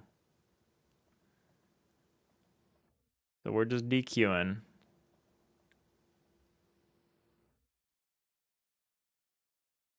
Yeah, this is going to be a lot easier to do with a real-time or with a turn-based system. Although I guess the editing system isn't turn-based, but it also doesn't matter. It's not like a furious input-intensive part of the game. Although it certainly could be, depending on how we implement this stuff. Okay, so we have this. I feel like I wrote something to do for the next part. Main system. The main system. Okay, so here it was just like if the counts are greater than 0, run the system.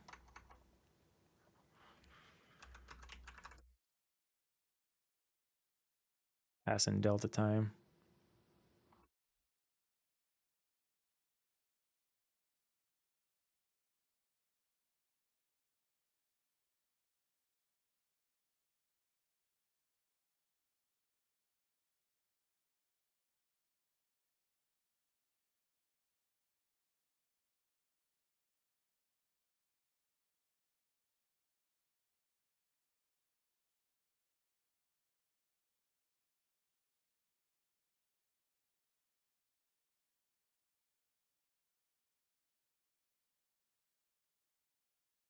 Yeah, we're going to have update frequencies, assuming this is... Okay, yeah, I presumed that we were going to need a whole system, a ship system, and a tile system to get us started here.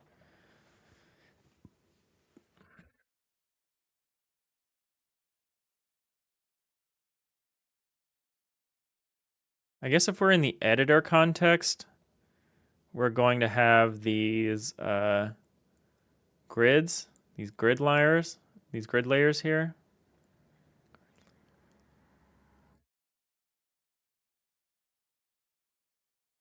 So these grid layers will actually provide us the information we need as far as the mouse position for at least the context of the editor system. So that's good.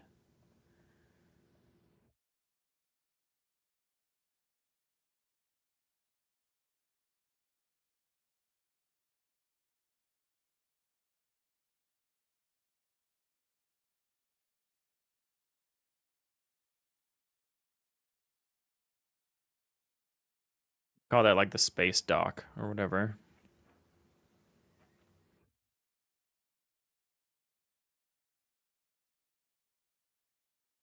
Because that actually, in this system, that actually matters a lot. That's what, I don't know if that's what we use for this part,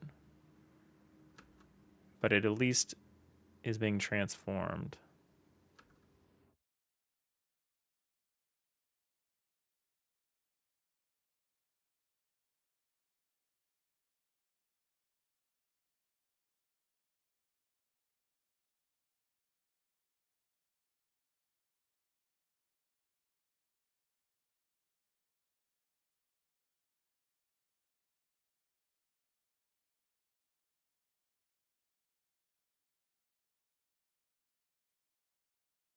All right, let's keep looking down the Stardock script here.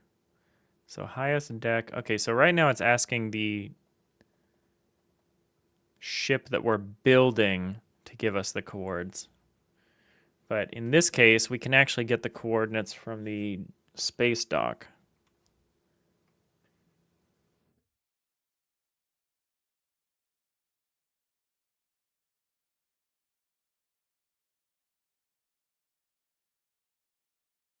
The space dock is just a Godot thing. We don't need an equivalent. Well, we do need to create it from the information we have in our utility. So maybe this is actually a good time to think about the syncing system, the node system.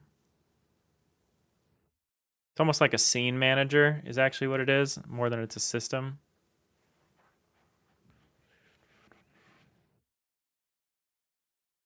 It it's the one that's responsible for synchronizing the scenes between the scene tree and the Godot and the C# world. So yeah, maybe we're not doing this in UI.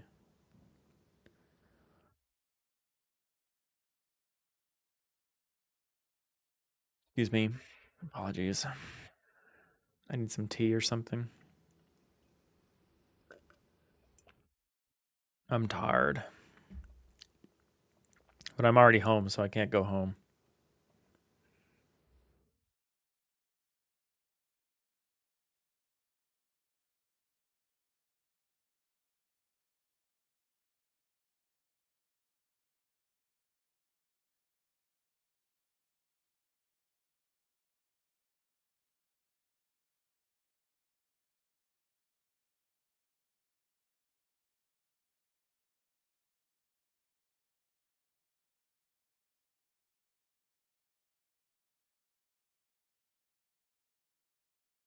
All right, so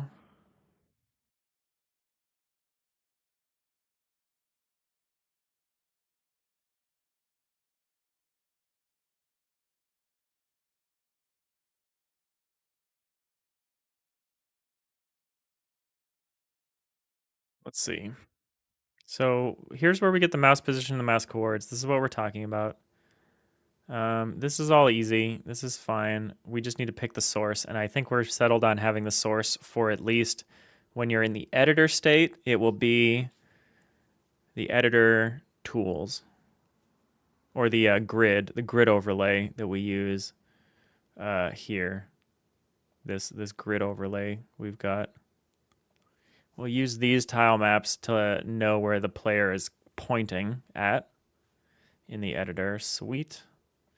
So that's easy. We do, I guess. No, I guess we don't need any information because there's a maximum buildable area.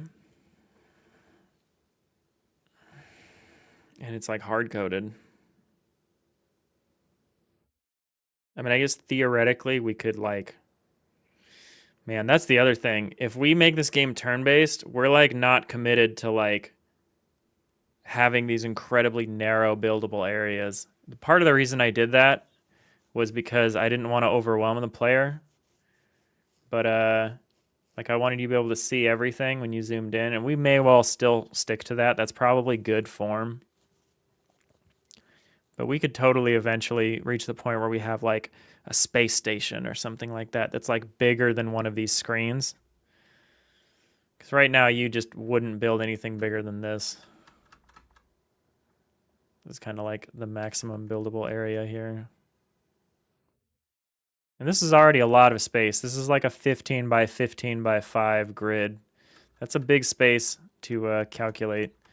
When we tried making the space bigger last time, we started to see slowdown in like our flood fill algorithm and stuff like that, and the responsiveness of our auto tiler. But we'll see. We'll see if that we still have that blocker when we start offloading some of those calculations into C#.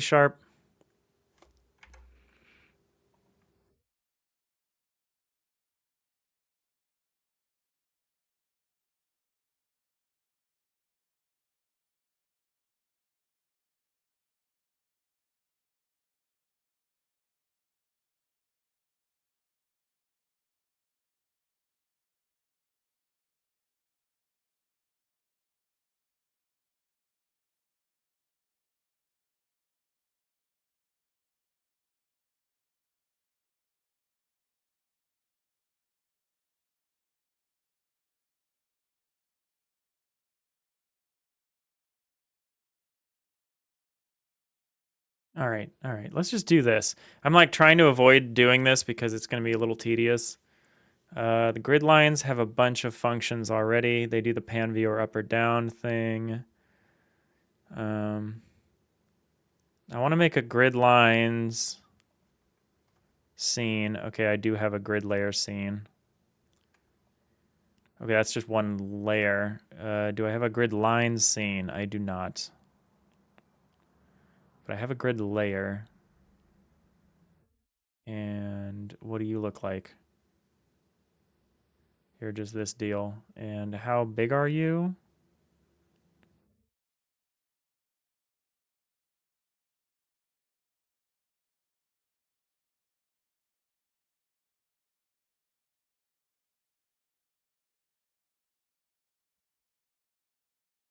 Okay.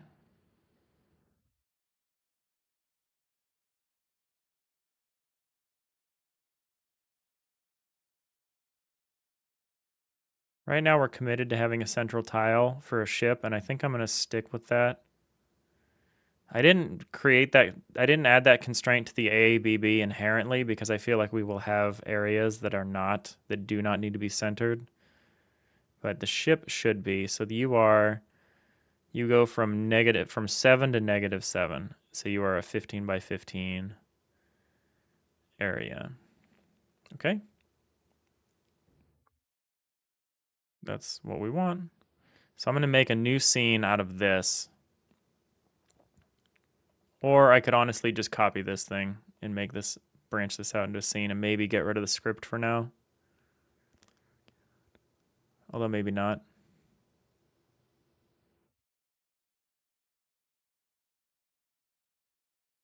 Yeah, I guess this is fine. Let's do that. Let's save you out as a scene.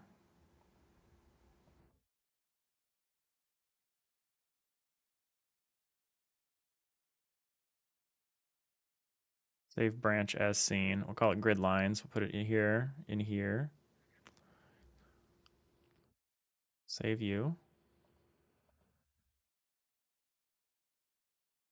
Here we have the star dock. I'm not going to touch this scene fundamentally because I want to keep this working. So we can't mess with that. I probably should have recreated it and not done what I just did. Probably should have recreated it from scratch. Can I undo that? I do. I can. Wow, look at that. So wait, did I still make the scene? No, the scene is gone now. Oh no, it's here. Okay, so I have the scene and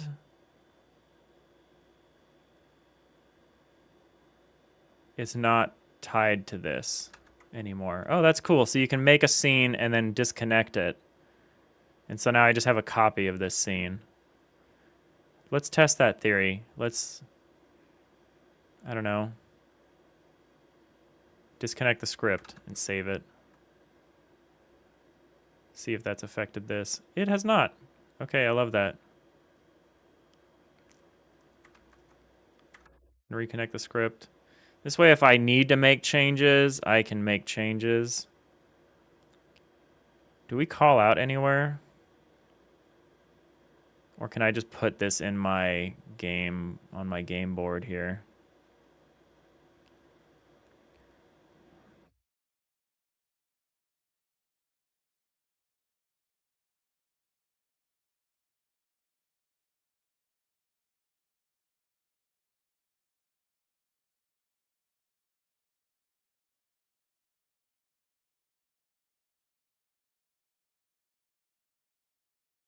So let's add to this. So to the board, let's add a child node. It's going to be a node 2D. I'm going to call this the editor.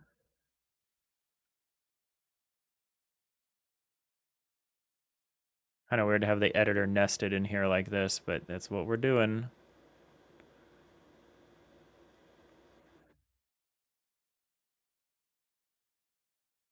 Then here, I'm going to instantiate the grid lines scene.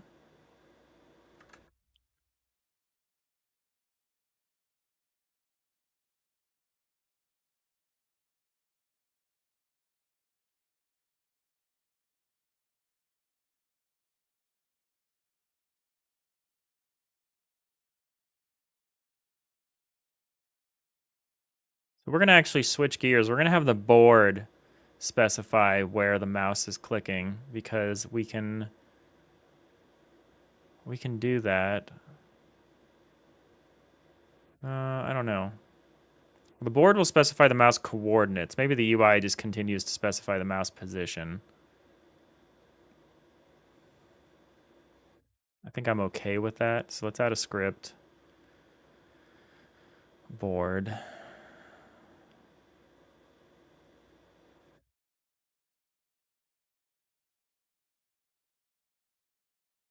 Don't need a ready function. We just need to define the game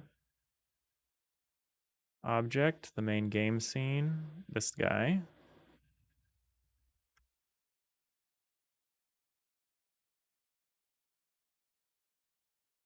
Put this on here.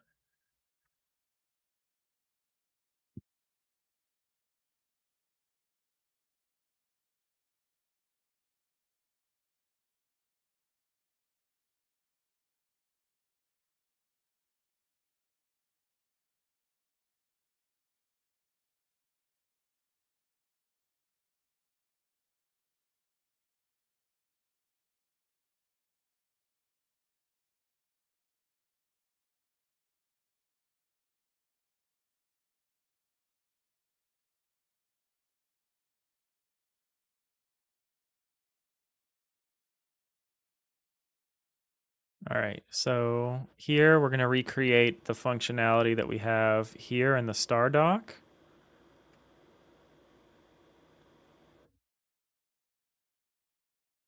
We're gonna do it this way because we aren't gonna presume that we're in edit mode.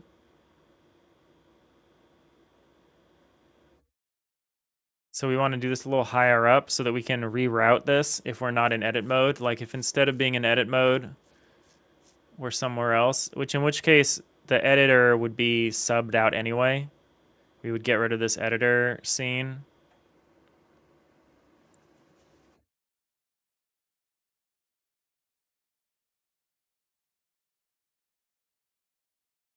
Probably call this like block editor or something like that.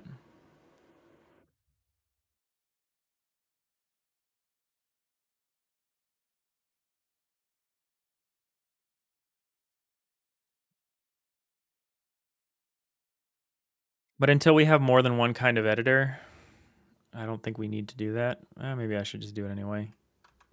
I don't want to call it ship editor because like it'll be for more than just ships, which is maybe why I was previously calling it Stardock. But Stardock doesn't really communicate what it does explicitly. But block editor is good. It's like an editor tool that uses the blocks, and that's all good. So you're the block editor, and you have a grid lines scene, and the grid lines scene is the thing that just lets us see all of this biz here. Got all of your stuff set up.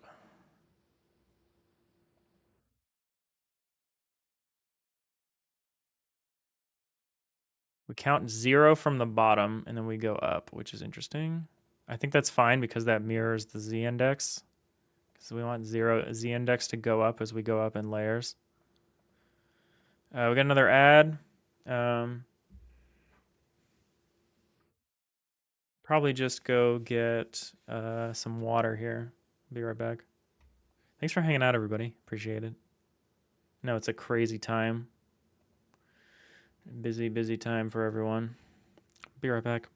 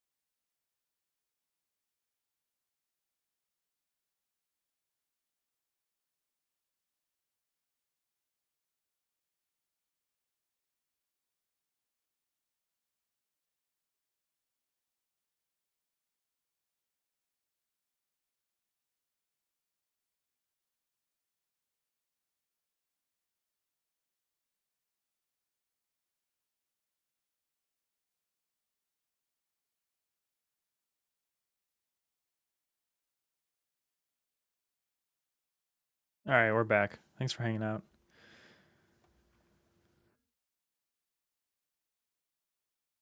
All right, so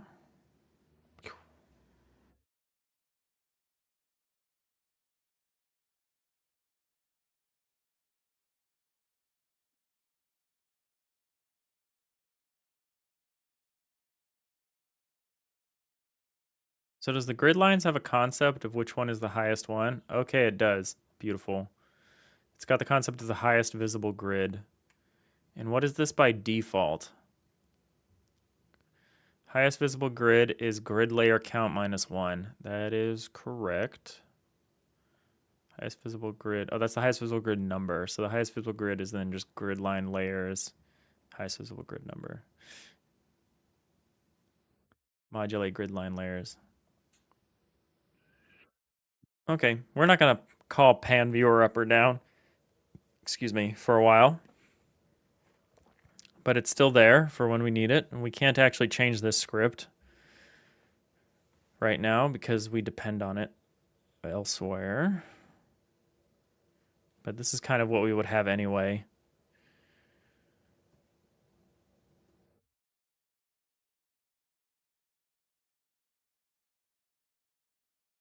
So that's all good. That's pretty much how I would implement it anyway.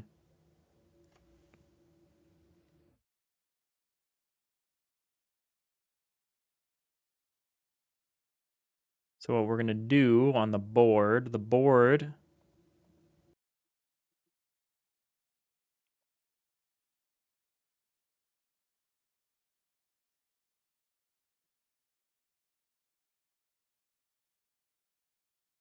so on the board, for now, we'll just do this the easy way. We'll just say this, grid lines,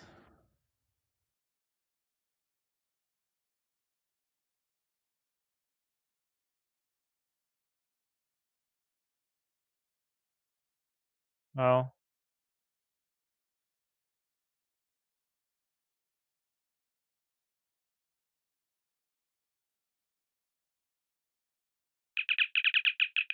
H2L Melon, how's it going? Thank you for the bit and the follow. We appreciate that. How's it going? All right, so grid line, so board needs to ask the grid lines some questions.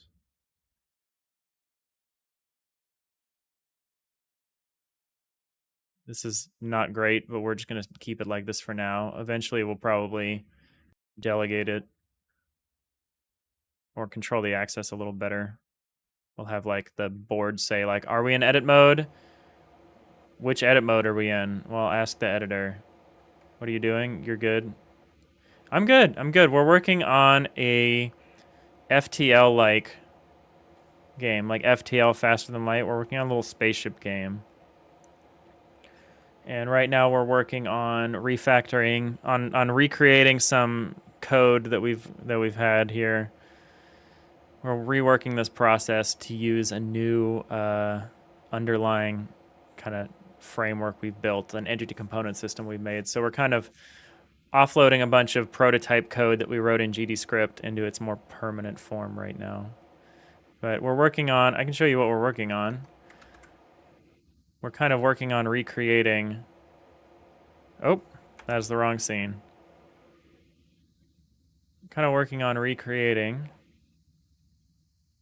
this auto tiler tool here, which lets us make simple structures.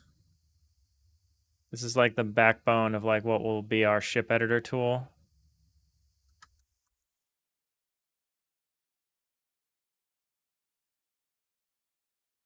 So we're recreating this system. Oh, not there.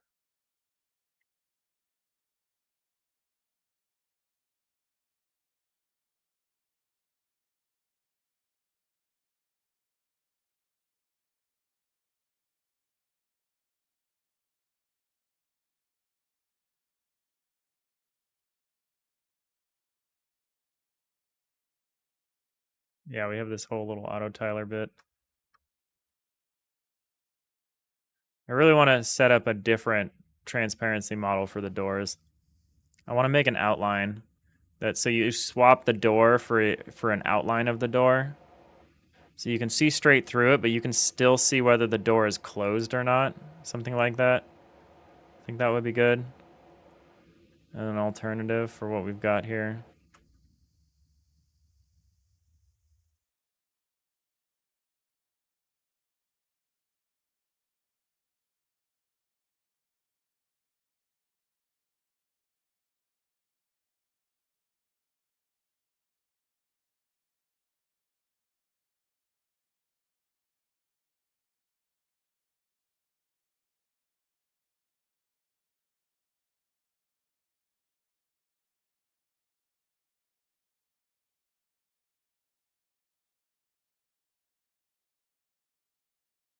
All right, so we were writing func process delta is a float.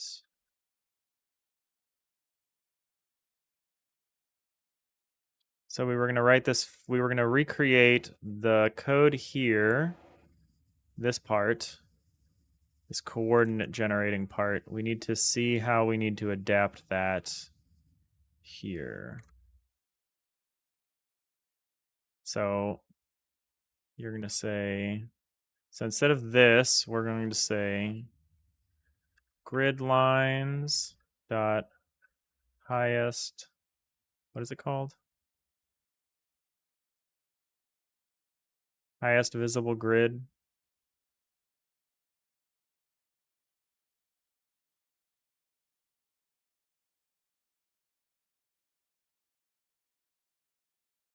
So we're going local to map.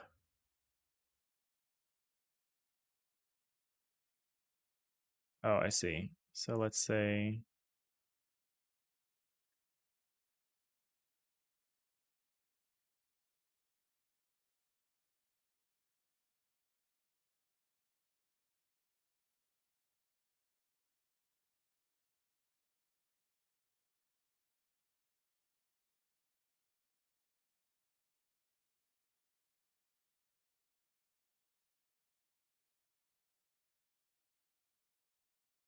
start with that. So we'll say highest visible grid dot local to map, highest visible grid dot to local mouse position. So we'll get the local mouse position for whatever the highest visible grid layer is.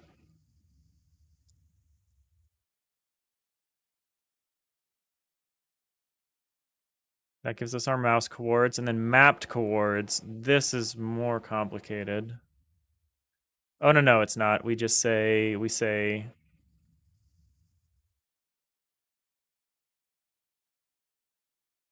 grid lines dot highest visible grid number.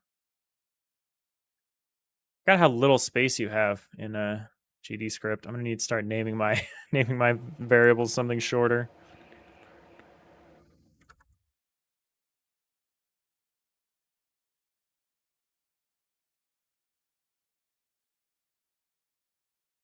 So there's a difference between the mouse coords and the mapped coords. So the mapped coords includes the z depth.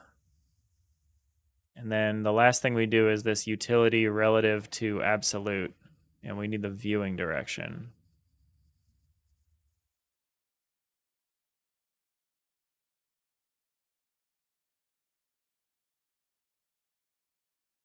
That's an attribute of the board. So we're going to say, right now we're just going to say constant viewing direction. Oh no, we can't make it a constant. Variable viewing direction equals, the viewing direction should be a vector 3i. Vector 3i equals new vector 3i. And it is, let's find this here. Is the viewing direction, what is it? Util.turn. Oh, it's an enum. Oh, that makes a lot of sense. So it'll be util.turn.0 degrees, right? Kind of silly, but kind of good because there really is only 4 viewing directions, so it doesn't make sense to represent that with a vector 3. That's like a huge waste.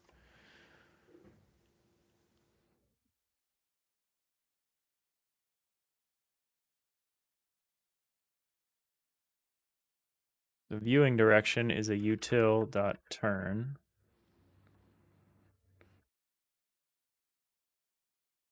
Util.turn.0 is, I presume, what we're setting that to be by default in ready. Oh, we're just not setting it, so I think it's defaulting to 0. But let's set it, because that seems better than just presuming. Let's find all the cases of this and make sure we're not messing this up. Okay, so twist left, twist right.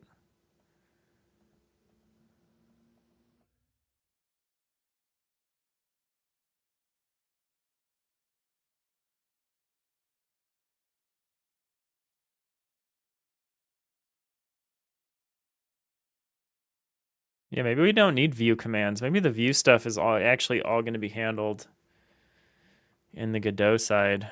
Maybe we don't need to enqueue commands on the C# side for that. I don't know.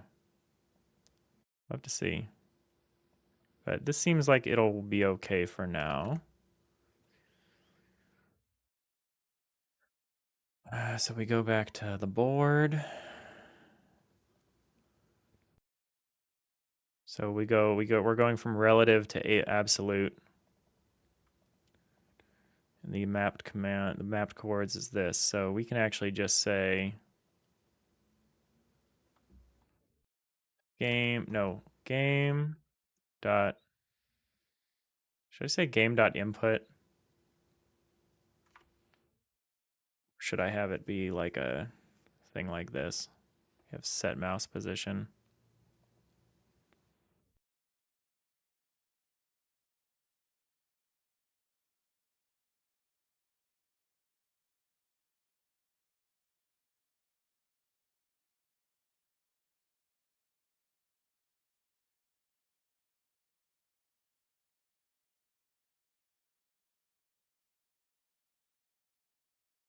I don't think I'm going to stick with this, but I'm going to do this for now and think about it a little more.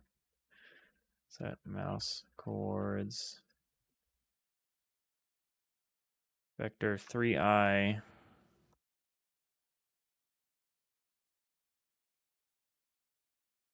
ABS, absolute mouse chords.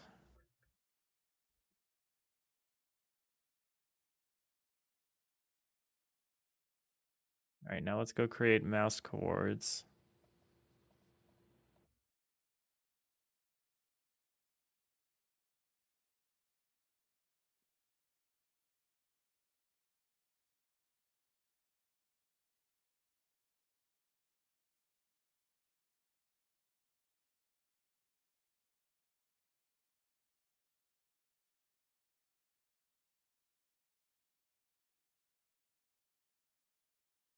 I don't know what we're going to need what we would need the raw mouse position for. But I'm going to keep it in case we do decide to need it or use it.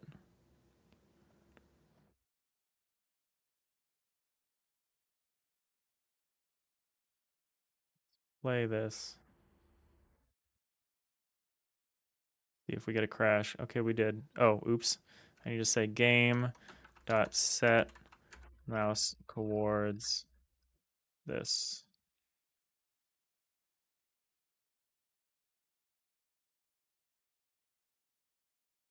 Try that again. All right, we didn't crash. I mean, it's not working correctly, but we didn't crash. I think I need to move the camera down. Oh, wait, why are you all the way here?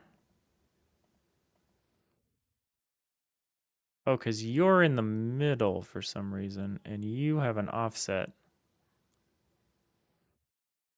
Is there a reason I've put all of this in the middle?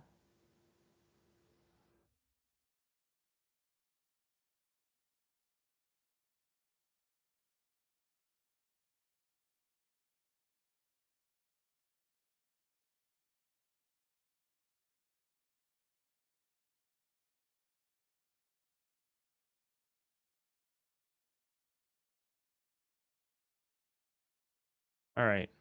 Well, it's static, but it's in the right place.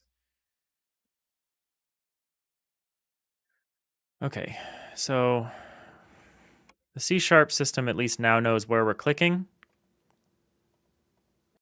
and that's important.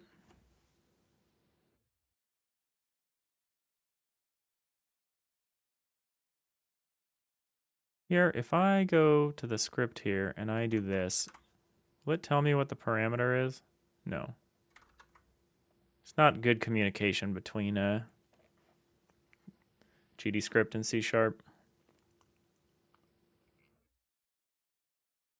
I get why people tend to use one or the other.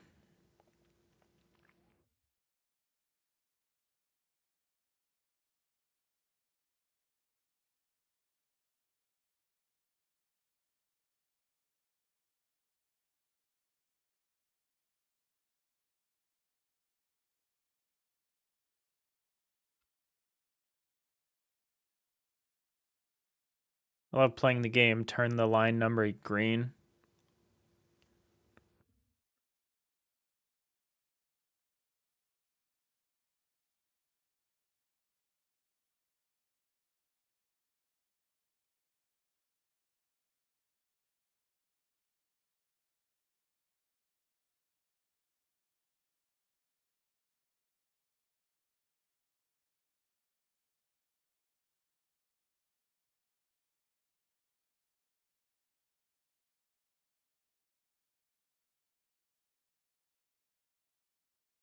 Okay, so let's keep chipping away at this, recreating this functionality. So we're getting all of this mouse position information. We're gonna not worry about controlling the visuals yet. I guess that information does need to go to the editor because the editor needs to know what it's operating on to an extent. Oh, maybe it doesn't. Maybe it doesn't need to know.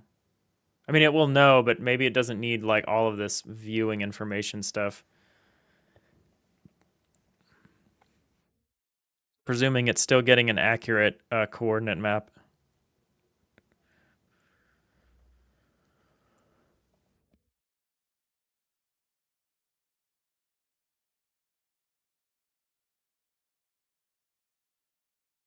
Is it weird that I actually think I prefer this like snake case variable naming?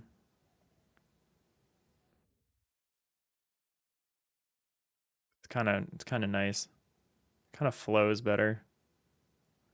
It feels better to make long variable names, which is maybe not great, but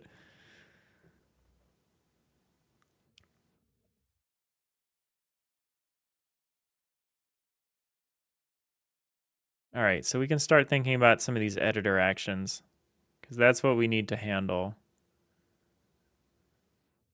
Let's start with some of the easier ones, like the place block ones is going to be the most complicated by far, obviously. Save and load is going to be pretty complicated. I actually think that serialization, though, is going to be pretty easy. The way we've set this up as just being all this binary information. As long as we can recreate the entity component structure, which we should easily be able to do because it's not based on anything that's like changeable. I just need a way of encoding some of that information, I guess. Or encoding like, headers for it of some kind that let you know what goes where and stuff. Unless we just dump the whole thing. I don't know. That's kind of tempting.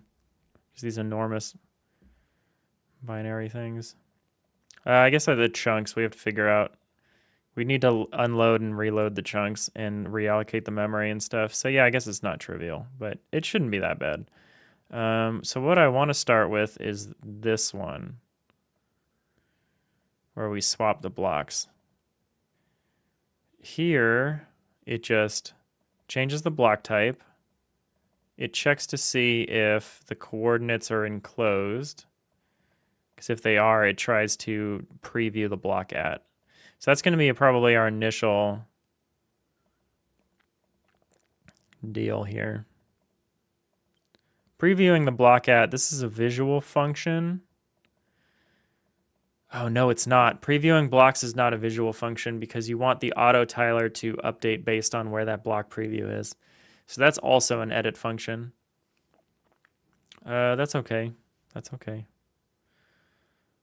Undo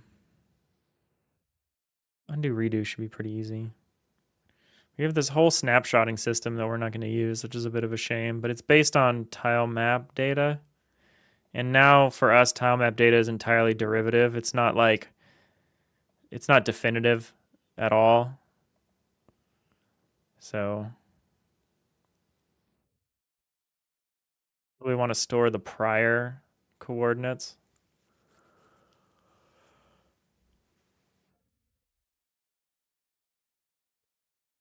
Probably want to do that every frame.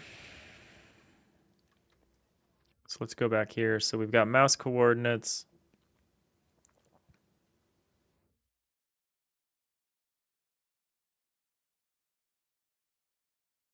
We're going to have prior coordinates.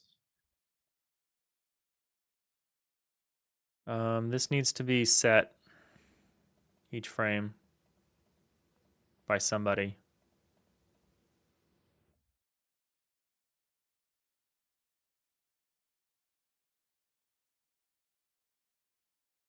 But by whom? That's something we need to do some research on is like process order, like when do things happen? I guess it's pretty easy to determine that to an extent.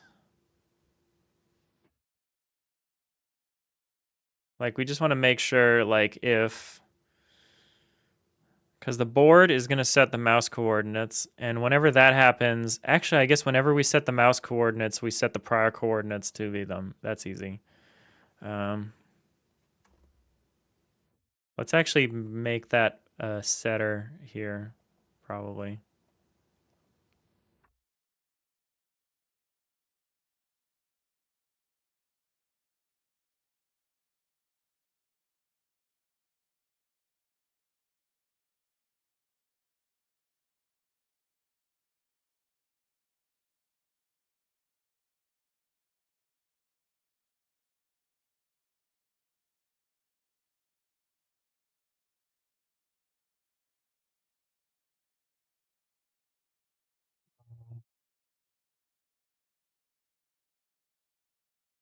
So here we would say mouse coords. Well, what we would say is we'd say prior coords equals mouse coords. Then we would say mouse coords equals value.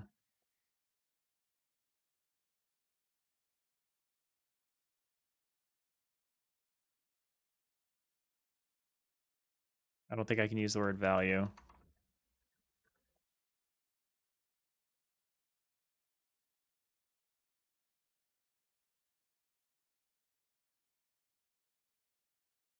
Maybe I don't know how setters are syntactically constructed.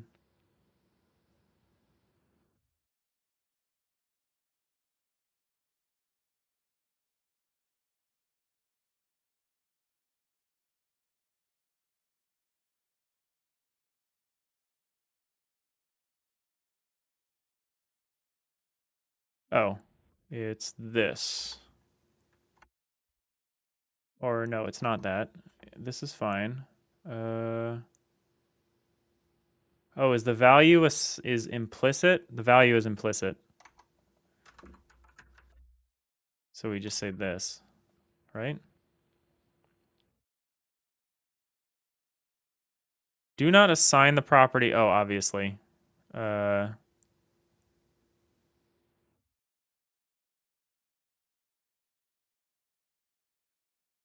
need a backing field. Duh.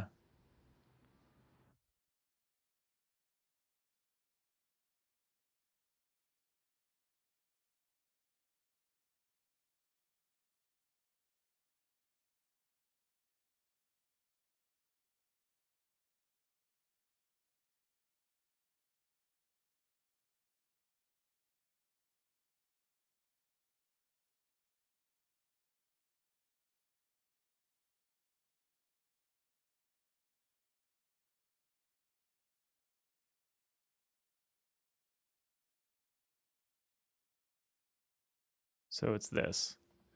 So whenever we set the mouse coords, we update the prior coords with the current coords. And then we update the current coords. That's it.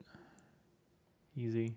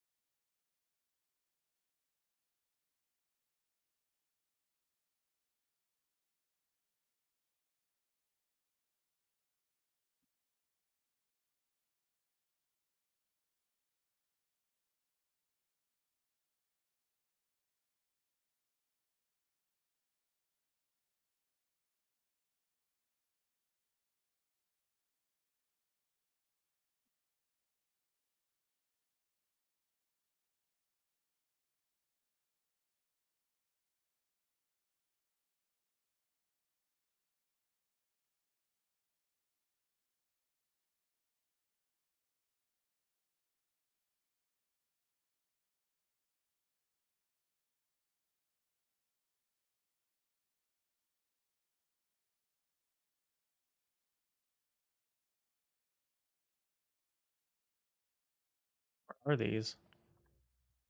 Why is this just floating out here? Why is it red?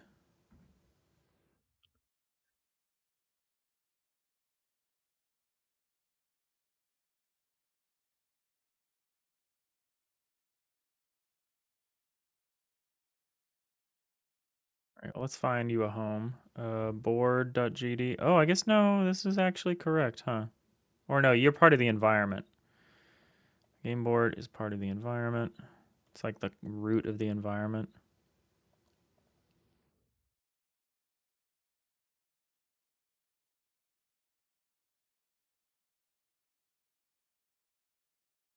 Game is the only scene out here. Although, wait, where's your script? Oh, it's in the solution. It's in the solution file, right? That's fine. I'm gonna turn off. We seem to be overrunning the Godot or overwhelming the Godot debugger with our test system.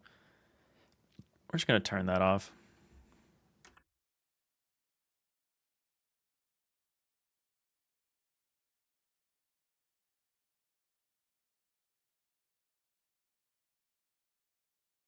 That doesn't cause an error. Shouldn't. Nope.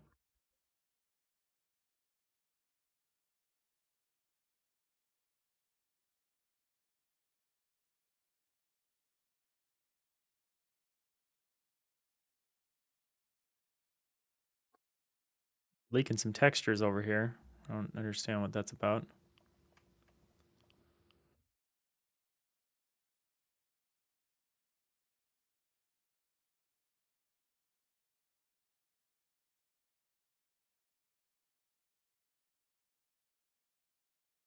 I'll have to decide about system order at some point. But right now we don't need to worry about it.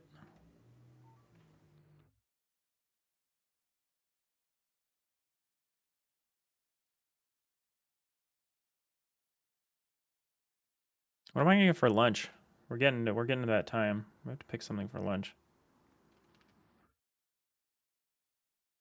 I'm eating kind of heavy the last few days. I think I'm gonna have like a salad for dinner, but I feel like I should eat something substantial for lunch. Hmm.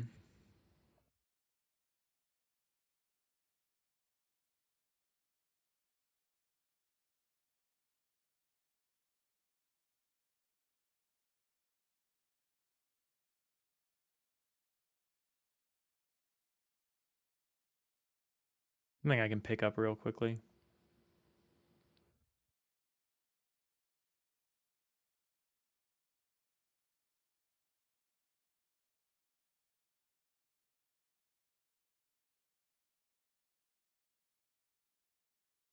All right, so we're continuing down this path here of implementing functionality that we have already written here, re-implementing it in C#. We were going to do some of the edit commands. I think these ones would be the easiest. Just changing, it's basically changing the active block type, like the block type that is currently being used. with the brush, with the editor brush. I'm not going to go back to using it. We had this whole analogy system of like brushes and stuff before. I think that's dumb. So we're not going to do that. So we just really need change. Here we have it listed as, none of this is alphabetical.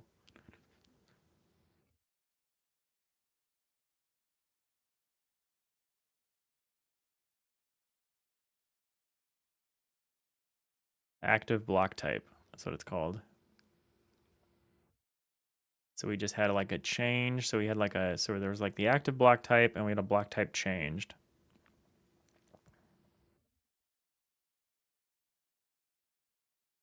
I don't think we need a getter setter for this.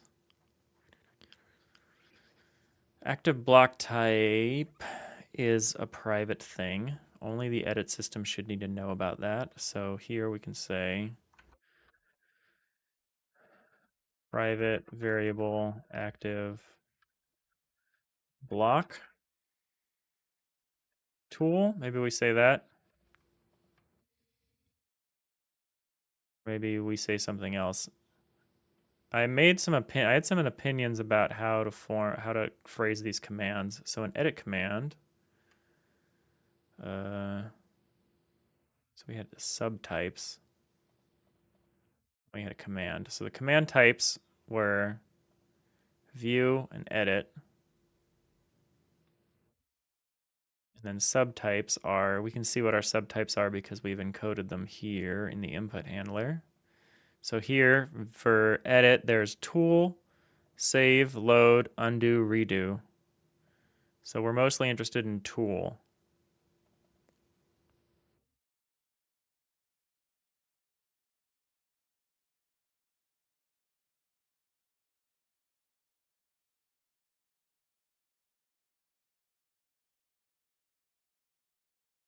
I think I'm going to call this tool block form.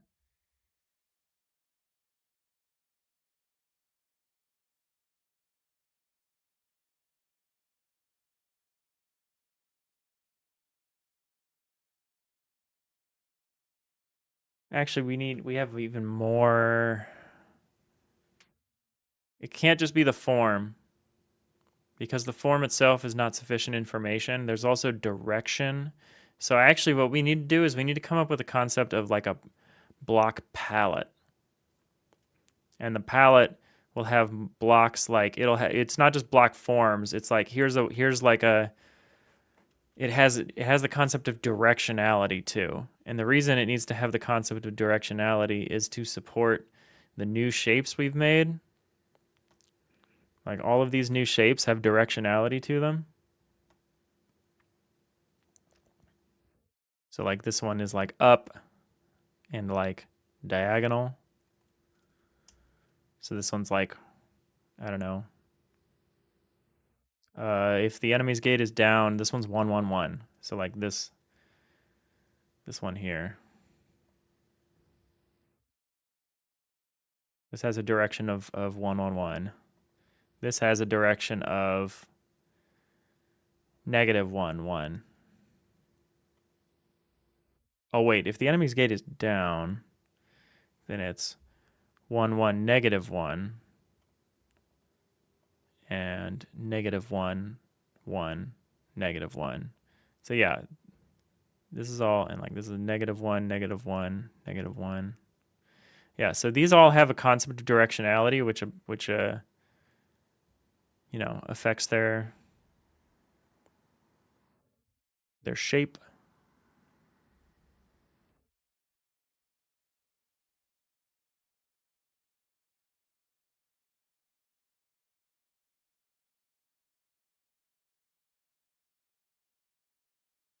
So there's going to be a question about inputs, about how you rotate, how you can tell whether you want to rotate a palette block or you want to rotate the entire view of what you're building. I assume rotate will still be an edit command, or maybe we'll have you hold the shift button down or something. or control or something. We'll have you hold some kind of button down to specify that you want to edit the palette block itself. So wait, so instead of a block form, maybe we just use the whole block. So instead of blocked out forms, this would be like active block tool, something like that. Oh, I'm in snake case again. Active block tool. Yeah, I think I kind of prefer snake case.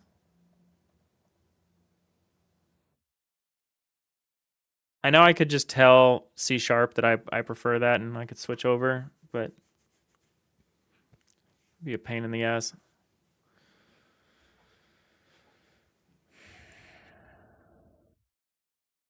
I just like it better. Active block tool.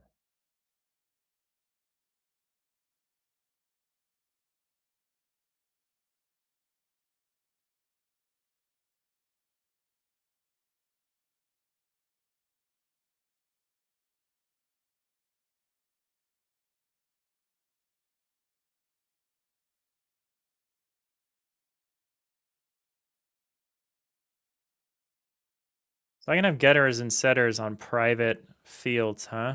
That's kind of fascinating. I wouldn't want to do that because it kind of defeats the getter setter purpose if you assign in the setter. Um,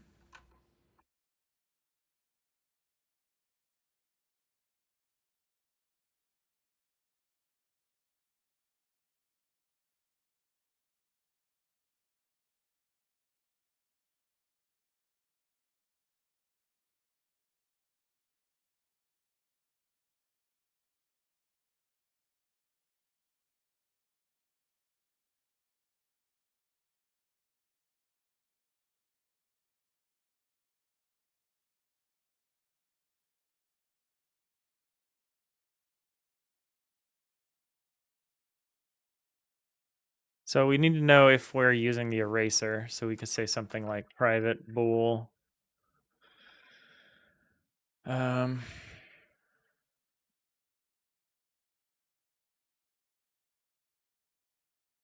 block eraser tool.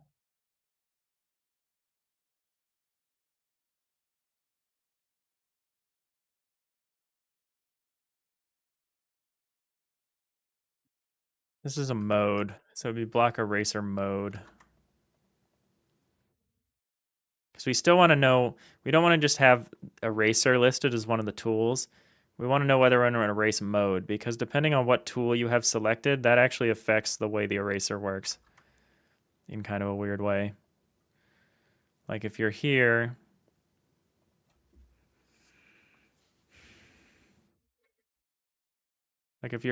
and you're drawing this, and then you switch into eraser mode while you're drawing floors, the eraser erases the floors. But if you switch to wall mode, and you're drawing walls, and then you switch to eraser, oops, the eraser is going to erase the walls. Now, if you switch back to floors, the eraser is going to erase everything.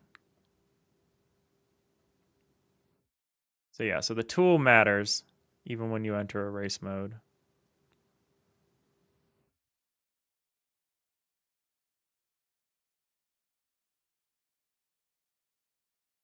I fixed these corner pieces pretty badly.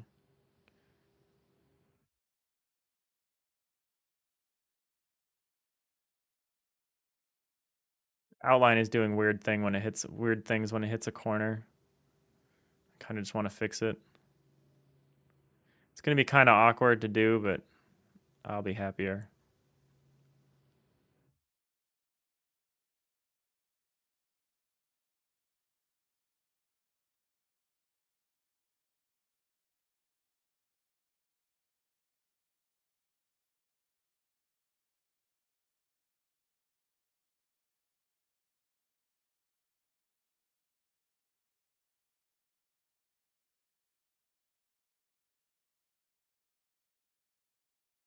So we can support edit tool, select deck or bulk or door. Edit tool, eraser, swap.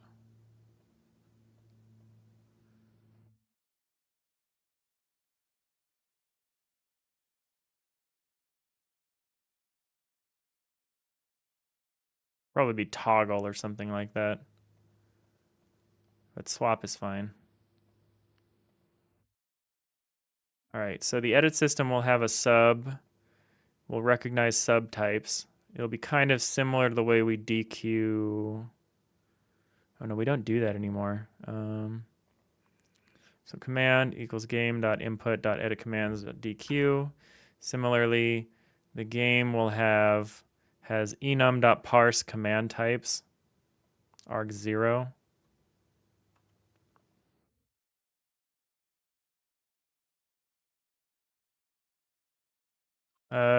Do I want to just pop? Let's say this. Let's say variable command type equals args dot pop. Where's the pop command?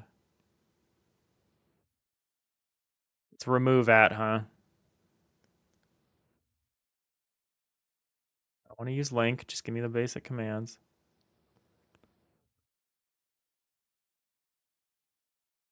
Oh, this is an array. You can't remove at. Okay. Whatever. Whatever. It's fine. I didn't want to do it anyway. I thought it'd be kind of fun to pop off the top bits of the commands, but it's probably better to not do that. It's kind of a waste of time. So in here, what we would say, so command, we would DQ, and then we would say the same thing we do here, which is switch. Often parse system here, we'd say switch enum. Let's add that in. We'd parse. Instead, we'd parse off of edit command.subtypes. So we had command.types, and then now we're going to have edit command.subtypes. Oh, enum.parse, huh? I'm not using that. I feel like I could use that. Oh, I can't use that elsewhere because I'm doing bit flag stuff. I was like, why don't I use that?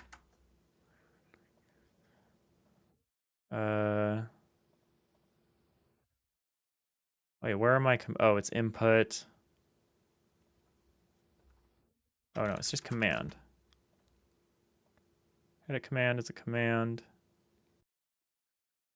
Dot subtype. Do you not define a subtype? You fool.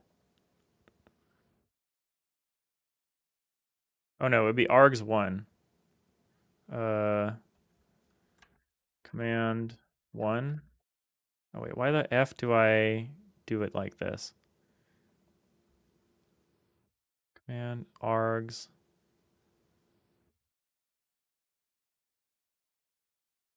Oh, I'm a fool.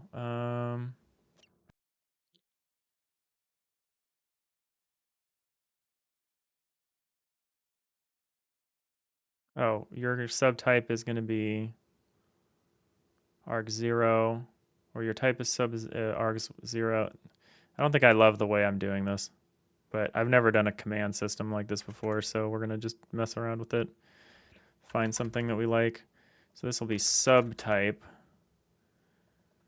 subtypes.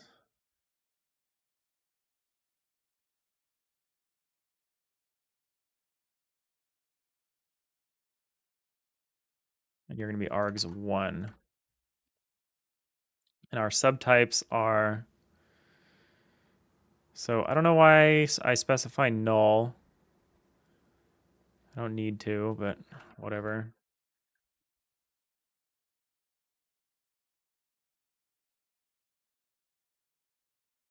So tool was one of them. Tool is one. Save was another. I don't really need to assign the values for this, huh? Load was another. Undo is another. and then redo.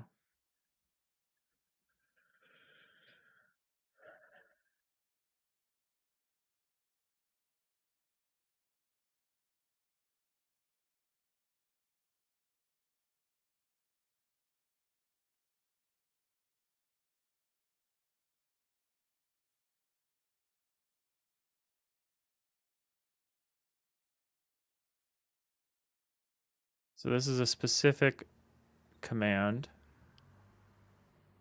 This is the subtype. Problem is I can't really go. I mean, I guess I could have another tool command. Wait, why are these all classes? I feel like most of these should be structs. Oh, because I wanted to have this inheritance model. That's why I did this. That's stupid. Oh well, commands aren't exactly a performance intensive thing. I guess I can do this. Because then the problem is we're going to have a tool command which inherits from edit command, which inherits from command. I just want to die. Like, I guess that's fine until we have multiple inheritance. So hold on. How are we gonna... So how do we do this? How do we do the enqueue? So the enqueue... So when we enqueue a new edit command with the args. Oh, this is not how this works. This is not gonna work this way. Because we're losing the args. Unless we just store them.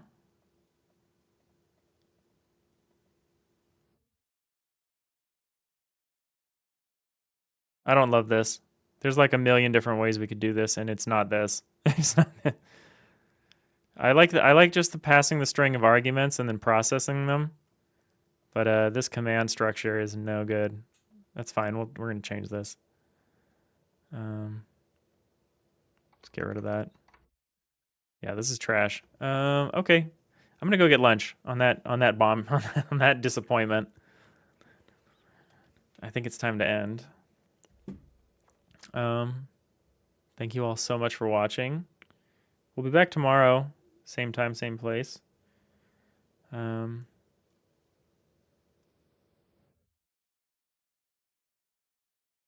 What sort of command system is this looking like? Let's talk about that for a second, Fusionist. I don't have to end this now, but I thought literally no one was here. So I was like, this is a good time as any to end. And what sort of command system is this looking like? It's just I need to do some research on command patterns is what I need to do, because it's just simple local user input getting funneled to the systems that they're relevant for. Like these view commands will get funneled to a view system that can manipulate the viewpoint of the player. So you have view. So here's a basic command type. Here's shift or twist or zoom. Here's a subtype of shift, twist, or zoom. And then here's the value of like -1 or 1 or -1 or 1 or -1 or 1. Similar, we have edit, which is like the command type. Tool or save or load or undo or redo, which is like the subtype. And then we have parameters. Well, here we have like a subtype, which I really hate that I'm making. So it's kind of just these arrays of strings that will tell the system how to route the command. So yeah, it's like super bare bones. I haven't really ever had to do exactly this before. I've kind of just processed input and then forgotten about it. But now we have a very specific set of systems that will consume the input that may or may not be running. So like the edit system isn't always going to be running. So what happens if someone inputs an edit command in the input and the edit system's not running? Well, it's like, well, it just sits there, or it probably just gets destroyed. You do something similar, honestly. Yeah, I think from a basic standpoint, it's fine. I just need to think about how I'm storing them and then processing them.